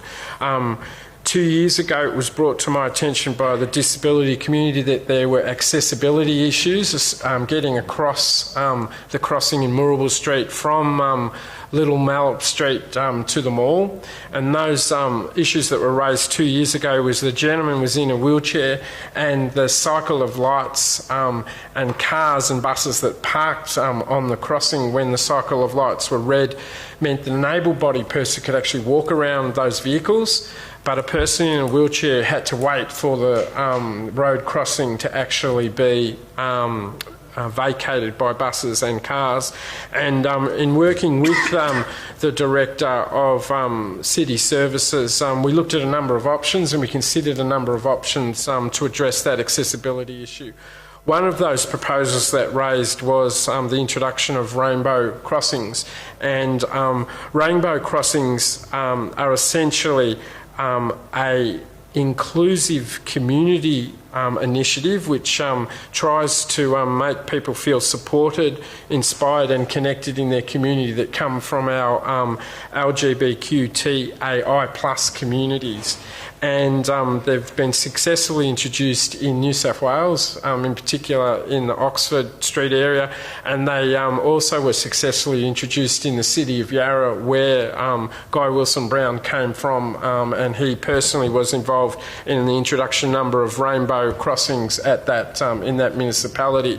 So this is actually a pretty significant opportunity for Council to show a strategic endorsement and support for marginalised members of our community.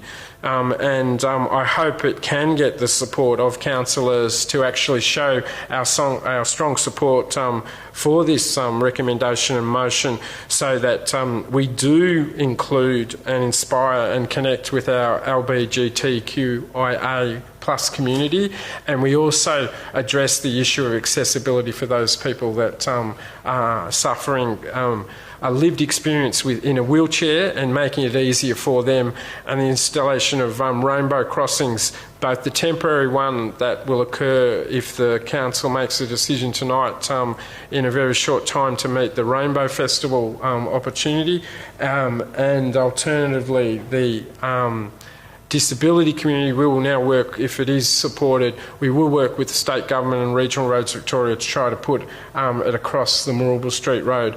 I should say that the local member in Christine Cousins strongly supports both initiatives of Council. That is a strategic intent about rainbow crossings and a commitment to that community, and also trying to address the issue of accessibility, and I look forward to Council debate and support to the notice of motion. Thank you, Councillor Aitken. Councillor Nelson. Just briefly, Madam Mayor, I note that our local member has, and Regional Roads Victoria have indicated their preparedness to work with Council. I hope that's going to be in the form of a financial commitment.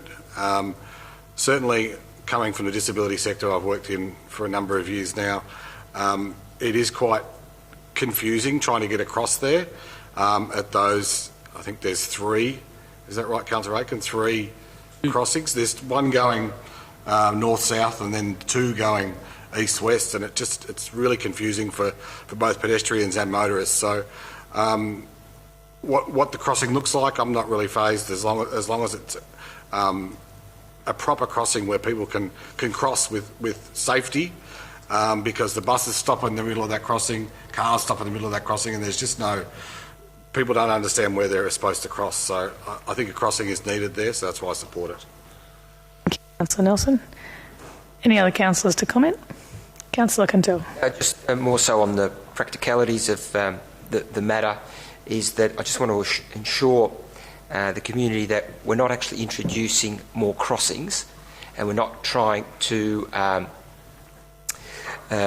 congest the CBD any further with traffic. It's actually just enhancing and highlighting where the crossings already are. Correct. Good clarification, Councillor Cantell. Any other comments? I'll put the motion to close. Councillor Aitken. Thank you very much, Madam Mayor. Look, I do just wish to take up Councillor Nelson's point, which is a significant one. The existing crossing is actually signalled, and what the issue is that the pavement is actually just bitumised, and it creates great confusion for both the public who are wanting to cross it and also the car and buses. They're actually parking over the crossing, so people can't get across, and that's the issue about accessibility. And what is hoped is by using the rainbow treatment on the road pavement surface, it will actually clearly define what is the road and where you have to stop if you're in a bus or a car, and what is the crossing, so people actually know as well too, because it is confusing, Councillor Nelson, and that's exactly the point. We're trying to address the confusion with a significant policy statement about council support for a sector of the community, and addressing the accessibility issue of that crossing. So thank you. Councillor Aitken. On that note, we'll put the motion to the vote. All those in favour? Those against? Motion carried. Thank you. Next item, Councillor Nelson, crossing supervisor funding for Mirapoa Primary School in Mount Dunedin.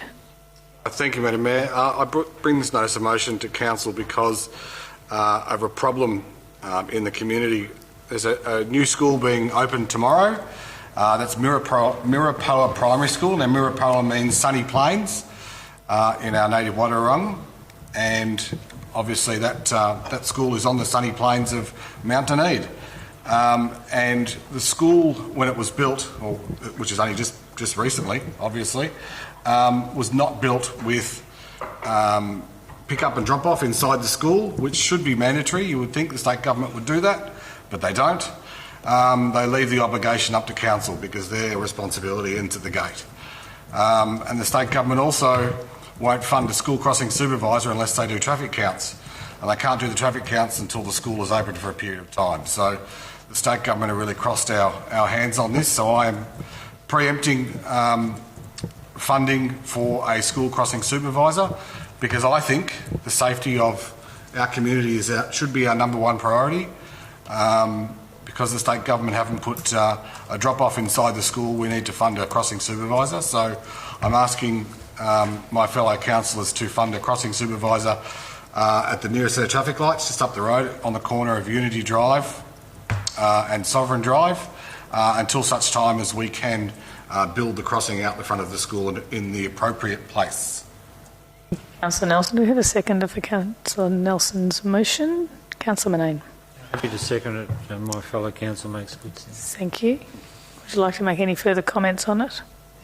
No? Anyone else like to comment on Councillor Nelson's notice of motion? Councillor Murray.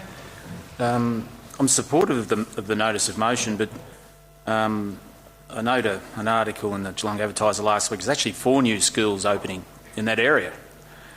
So we've 4 new schools, 3 in Armstrong Creek. This one, 110 students, 40 of those prep age. Then there's St Catherine's of Siena Catholic School in Armstrongs Creek with 135 students, and Iona College in Charlemont, 153 students. So the student numbers will climb, no doubt. But and then next year, Oberon High relocates to Armstrongs Creek. So another school. So are we going to be doing this each time a new school opens? And if that's the case, why haven't we done it with St Catherine of Siena Catholic School and Iona? Now, I've just remiss of me, what was the school we did, we've previously done one? Catherine's of Siena. Okay, thank you very much. And he's a Protestant, so he doesn't like Catholics. But there is. I mean, you might be able to clarify this, Councillor Nelson. But when the threshold is met, what is the threshold that the state government will then kick in and help pay and assist with the supervisor, and how far is the council's obligation in relation to this? Council will be done in February. Now that by Regional Roads Victoria, I think, is that who conducts it?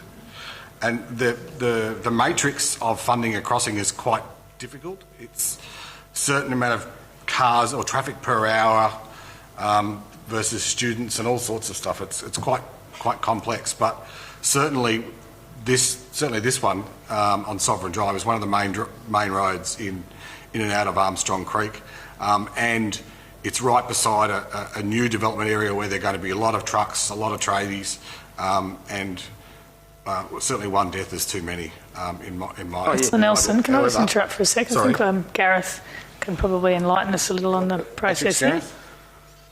Through the Mayor. No, I don't have the matrix in front of me, Councillor Nelson, but you are correct. There's various criteria that can be considered that helps warrant the support of Vic Road's contribution. Their contribution is 50% if it's approved for the supervisor only, so for that salary aspect of it.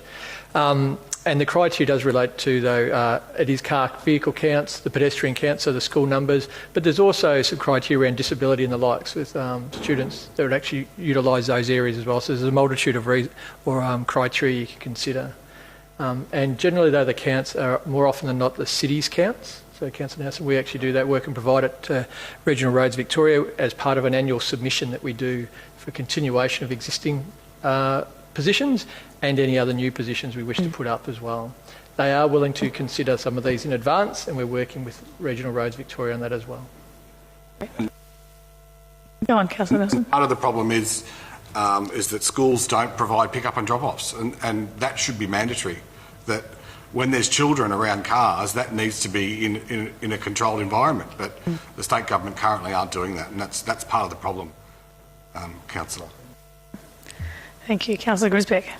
Thank you. I agree with Councillor Nelson that these should be, the school crossing should be mandatory when you are building a new school of this particular ilk. If it is a brand new school, then that should come along with a school crossing ready to go. There is usually always located on a main road or another busy road in which kids will be coming from all places. And this is a topic that's close to my heart. This is one of the reasons why I campaigned to get onto council, actually, was to get the flashing 40 lights in Lara on Forest Road. And so it was very hard to get that point where we could show where cars are, show the cars that are driving that it is school time. So then this is being a brand new school is probably more vulnerable right now to these types of things because they don't know when the school's open. Some people don't know that school will be back as of Thursday that most parents are celebrating. So thank you, Councillor Nelson, for bringing this again, and I would encourage the state government, if they're listening, to, when they do put a new school in, please put in a crossing because there's going to be requirement for one at some point in time. Well said. Councillor Contell. Thanks, Madam Mayor. I'd just like to also thank Councillor Nelson for bringing this forward. If you're a parent or community member down that way, you'd be extremely pleased that Councillor Nelson is your representative down there. He's championed this from the start, and where it's fallen on deaf ears with other levels of government, he's stood fast and he's brought this to our attention and trying to get a great outcome for the local community down there. So well done, Councillor Nelson. Any other comments? Councillor Nelson to close. Thank you to all the support I'm getting from my fellow councillors, and certainly, as Councillor Murray alluded to, I'll be looking at that last school, that secondary school, to see if it can have a pick-up and drop-off point inside the school, because there is plenty of room there for that pick up and drop off. If not, I'll be bringing forth or trying to get the state government to put a crossing out there straight away, because we can't keep doing this. It's obviously that the system is broken somewhere, and there's a real disconnect between the state government and council, and the level of responsibility that ends at the front gate is simply not good enough. Thanks, Councillor Nelson. I'll put the motion to the vote. Oh, Guy, you wanted to make a comment? I just found the criteria. So it's a minimum of 20 school children crossing per hour and 100 vehicles per hour based on counts during peak school times. Okay, we'll put the motion to the vote. All those in favour? Thank you. Those against? Motion carried. Okay, Councillor Cantell's got a note of motion about the Christmas program and a creative director. And I'm happy to second this one. I'd like to move that. And I'll second it. Councillor Cantell. Thanks, Madam Mayor. So this notice of motion is not about a rainbow crossing or a school crossing, but we are at a crossroads with the Christmas program. And as we're well aware that, in previous years, particularly throughout that 2017-2018 period, the Christmas program was extremely successful, particularly the installation of the Christmas tree, and we did have a report that came to the chamber in 2018 indicating that we had some 160-odd thousand people attend the floating Christmas tree on the waterfront, and that it injected some $17.3 million into the local economy.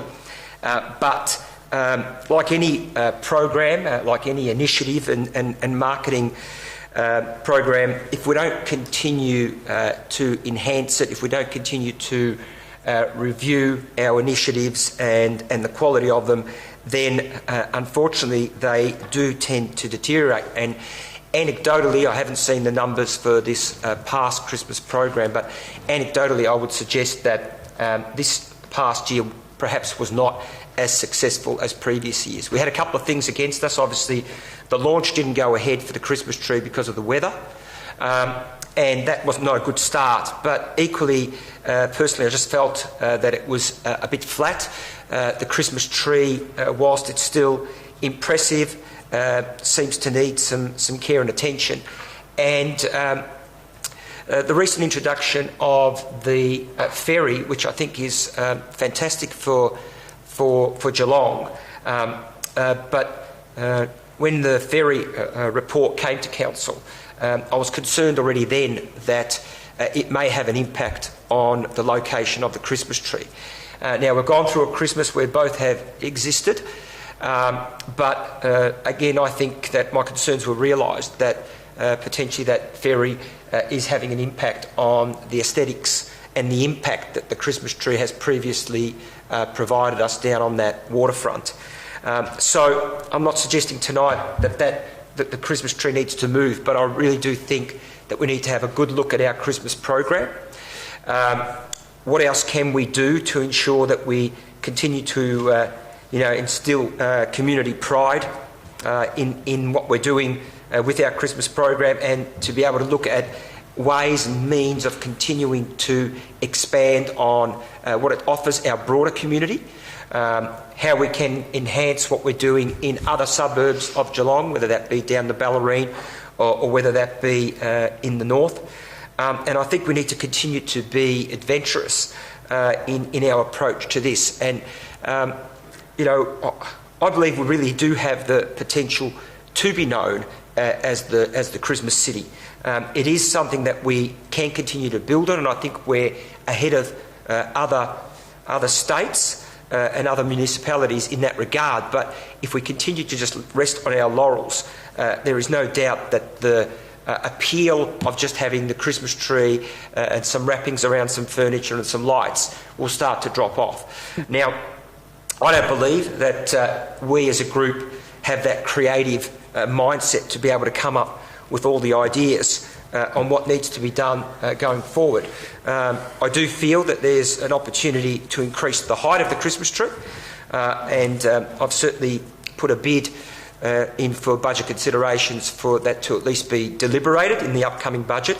But I feel that we need some guidance and some appropriately skilled and experienced and qualified guidance in terms of what else can we do with the Christmas program going forward. Hence the reason for the notice of motion, which is asking the Chief Executive to appoint appropriately qualified and experienced creative director to review the potential of what we currently have and what we might be able to put forward in the future over the next 4 years, and to bring to us a report promptly so that this council here can consider whether we want to do anything or not with that in the upcoming budget. Because if we miss the boat now on making any changes with the Christmas program, we've missed another year. And so what we will be left with is exactly what we had this year. It's not a train wreck, but it's certainly not as inspiring as it was several years ago. And so hence the reason for the report. We're also asking for $50,000 to be allocated to recruit, or up to $50,000 to recruit this resource to come in and write the report and put a business case together so that this council can consider what options we may have in the upcoming budget. I'll leave it at that for the moment, Madam Mayor. Thank you, Councillor Cantell. And look, I agree, we are all about being clever and creative, and I think it's time we see Greater Geelong actually walk its talk with this one. And I don't think the Christmas program is anywhere near a train wreck, but I think it probably has slowed down a little bit. It's certainly not a particularly fast one. I think some reinvention and some dynamism and some new ideas would be most welcome. So I fully support this notice of motion, and I think it's quite simple to get suitably skilled creative advice on how we can actually do that, because there has been $2,300,000 over 5 budgets put in, and there's only been $420,000 just over spent so far. So there is money sitting there that has been allocated to keeping Christmas going and changing and lively. So yeah, I fully support the need for some guidance and a review to come back to us. Any other comments? Councillor Manane.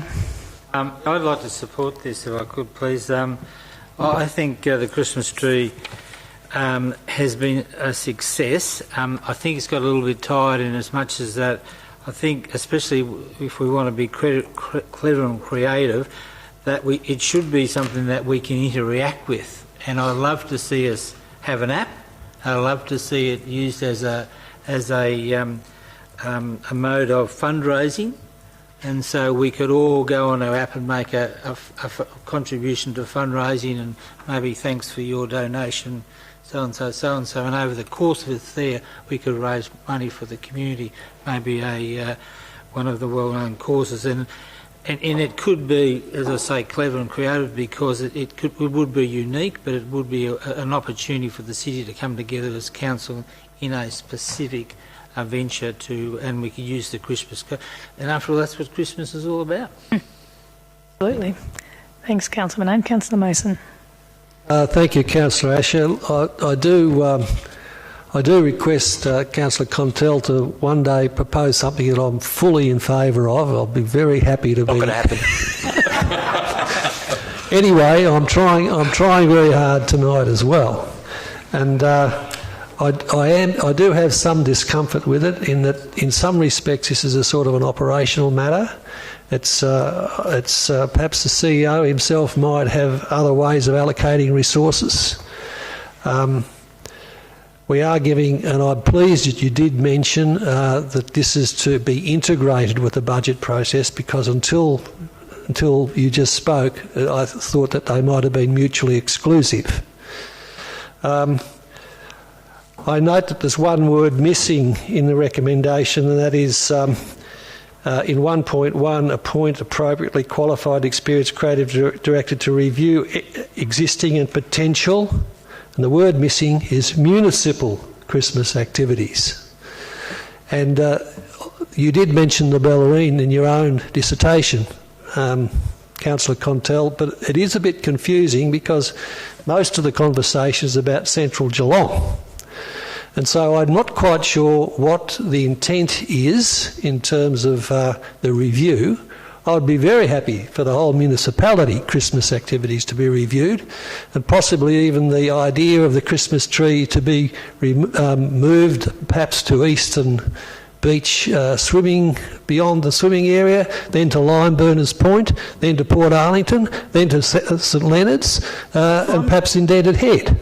And we could be quite creative with the use of the Christmas tree over quite a number of years, and in the meantime have a highly creative idea for what might happen in the waterfront regions.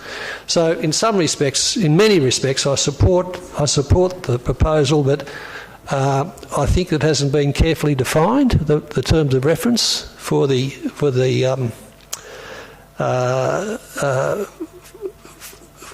highly qualified analysis. But I understand the sentiments. I don't know whether we can do any amendments or so on, but I think we have not really defined whether we talk about Central Geelong or the municipality as a whole. Councillor Mason. Councillor Grisbeck. Thank you, Madam Mayor.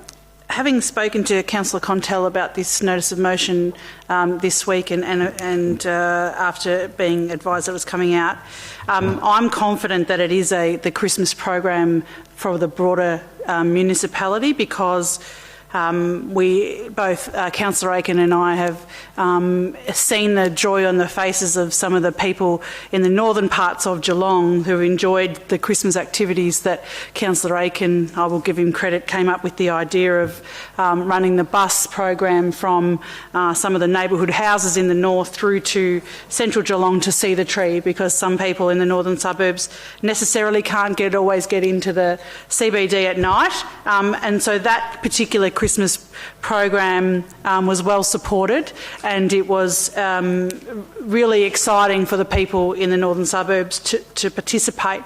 And the other part of the Christmas program, I'm sure Councillor Aiken will elaborate, but the neighbourhood houses were able to throw some particular festivities on Christmas Day for those in the northern parts of Geelong who don't have families, and sometimes Christmas is not a very happy time for. So each of the neighbourhood houses were given some funding this year to make sure that they did it in the way that suited their community. Some did a community fete, some did a community lunch on Christmas Day, and they did what was suited to their community that they know best.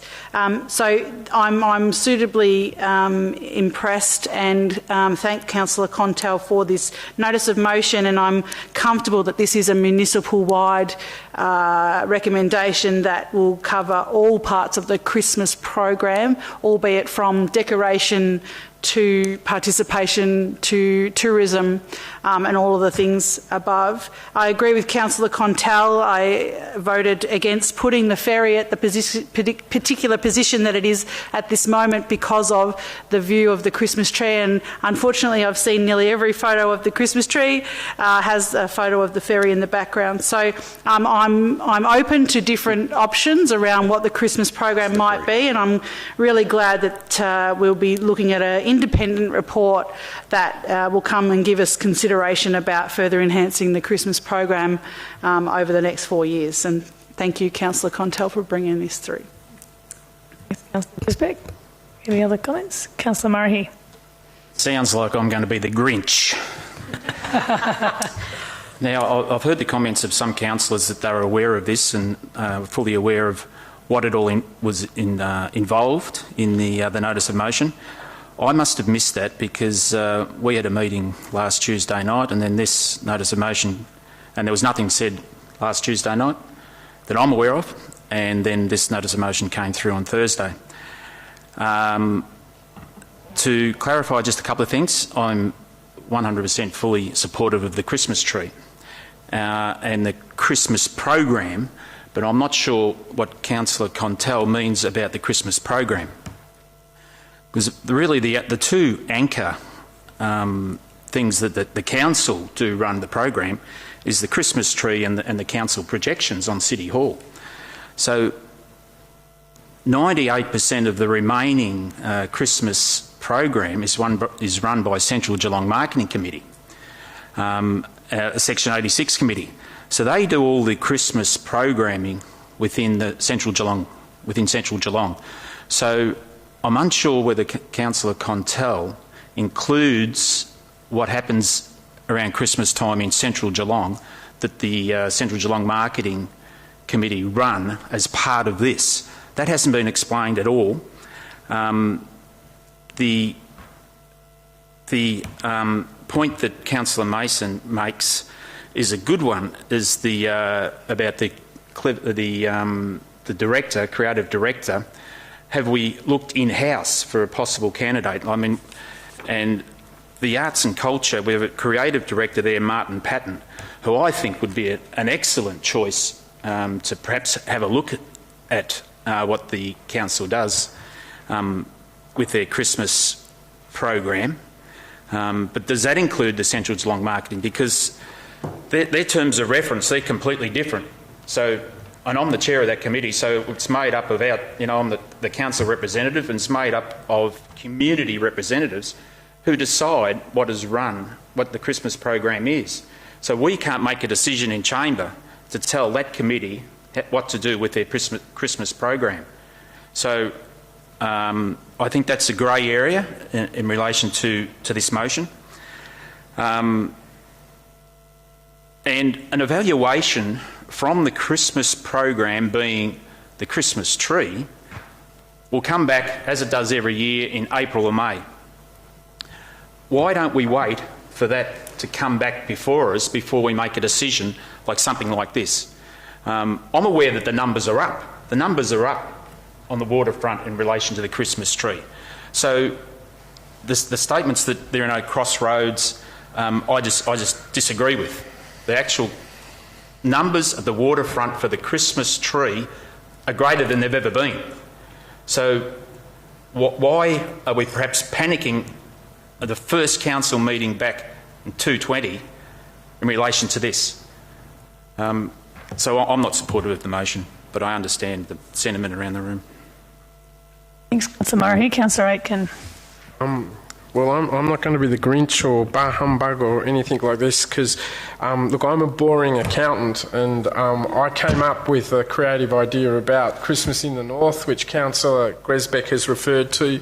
And personally, I actually understand what Councillor Contell is attempting to do. He's really essentially asking for a professional creative eye to have a look at our Christmas program, which the tree is one part of it, and come back quite rapidly with some suggestions and ideas which will either enhance it or actually give us confidence that we are doing the right things with the Christmas program. And I think that's why there is that haste to be introduced and to do it. I mean, what I was really proud about the Christmas in the North program, it was really about inclusion, which Councillor Gresbeck has referred to. We were trying to include people who are currently excluded from the Central Geelong Christmas program because public transport doesn't exist after 7 o'clock in Geelong, and in fact the tree doesn't start to light up until 8:50 on most nights because of the sunset process. So in fact a large section of our community were excluded from it, and the bus program was successful with the joy that it brought to people from the northern suburbs. And I proudly sat on 3 or 4 of the buses that came in, and it was quite an emotional experience to think that members of the Geelong community were seeing for the first time the Central Geelong Christmas program, and the tree was part of it. City Hall was part of it. The ball programs to have your photos around the carousel and other things were part of it as well too. But I think it would give the impetus to that to actually have a creative eye and a professional creative eye, and that is no disrespect to the officers that we have working for us. I think it is good to bring someone else in to have a look at and actually review the program initiatives.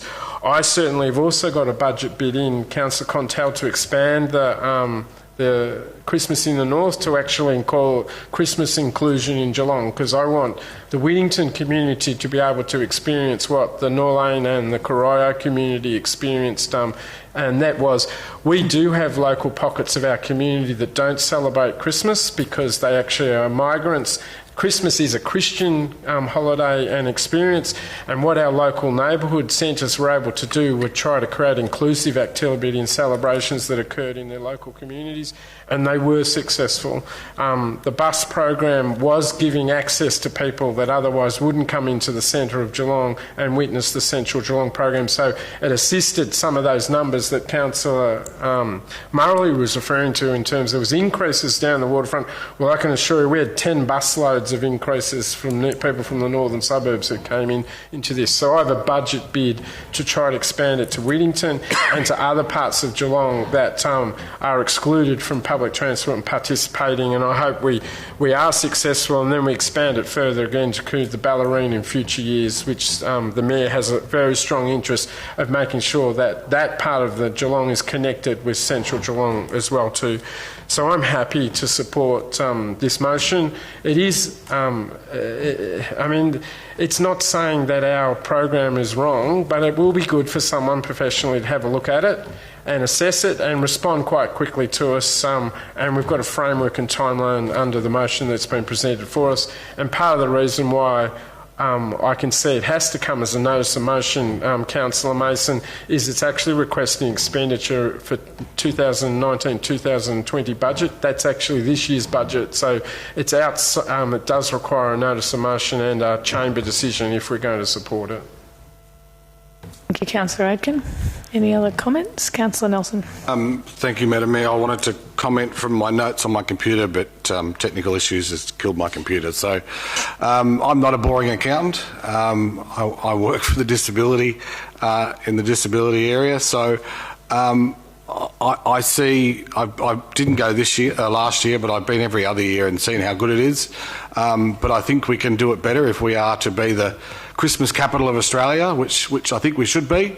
We certainly have the potential, and if we need to spend $50,000 to get a creative director, I'm all supportive of that, because we're spending $30,000 on a lawyer and to fight our own system, which is ridiculous. So $50,000 would be money well spent.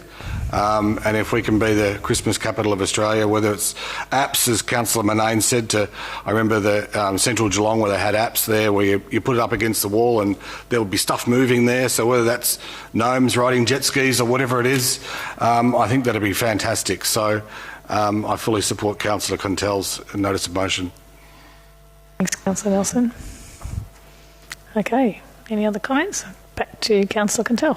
Yeah, thanks, Madam Mayor, and thanks for all the feedback from everyone.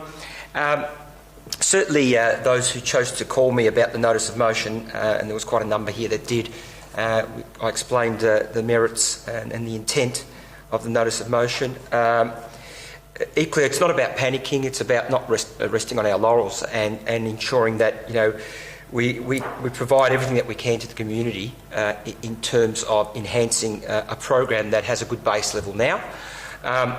As far as appointing a creative director, it's with some guidance from the CEO that we're going in this direction, so that we do bring the appropriately skilled and qualified people, and of course they will be working with our own people, including councillor input throughout that process, and rest assured that this is about the broader community, not just the CBD, even though the CBD and the Christmas tree plays a significant part. The intent, and the most genuine intent, was that we looked at broader regions of Geelong.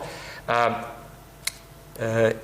don't agree with Councillor Murray here that all we control is the program within the CBD. There are other areas of Geelong that have Christmas initiatives already. Vines Road in the Brownville ward is one. We know there's Lara, there's Height, and there's other areas that already have some Christmas contribution that they make to the community today. So I think once it's all said and done, and we have some great ideas coming back to the table, and we initiate some of those, all councillors will be extremely proud and pleased of what we continue to achieve in this space. And I'm sure that we can put the confidence into the CEO that it's administered appropriately. So I'll leave it at that. Excellent. Thanks, Councillor Contell. I'll put the motion to the vote. All those in favour? Those against? Thank you. Motion carried. I'd like division on that if I could. Yep. So those in favour? We have Councillor Manane, Councillor Nelson, Councillor Harwood, Councillor Sullivan, Councillor Mason, Councillor Grisbeck, Councillor Asher, Councillor Cantell and Councillor Aitken, and against Councillor Murray, the Grinch with a beard. Excellent, thank you. Okay, we move into section D, which is the Assembly of Council. Can I please have a mover and seconder for Assembly of Council? A mover, Councillor Sullivan, seconder, Councillor Grisbeck. Thank you. All those in favour?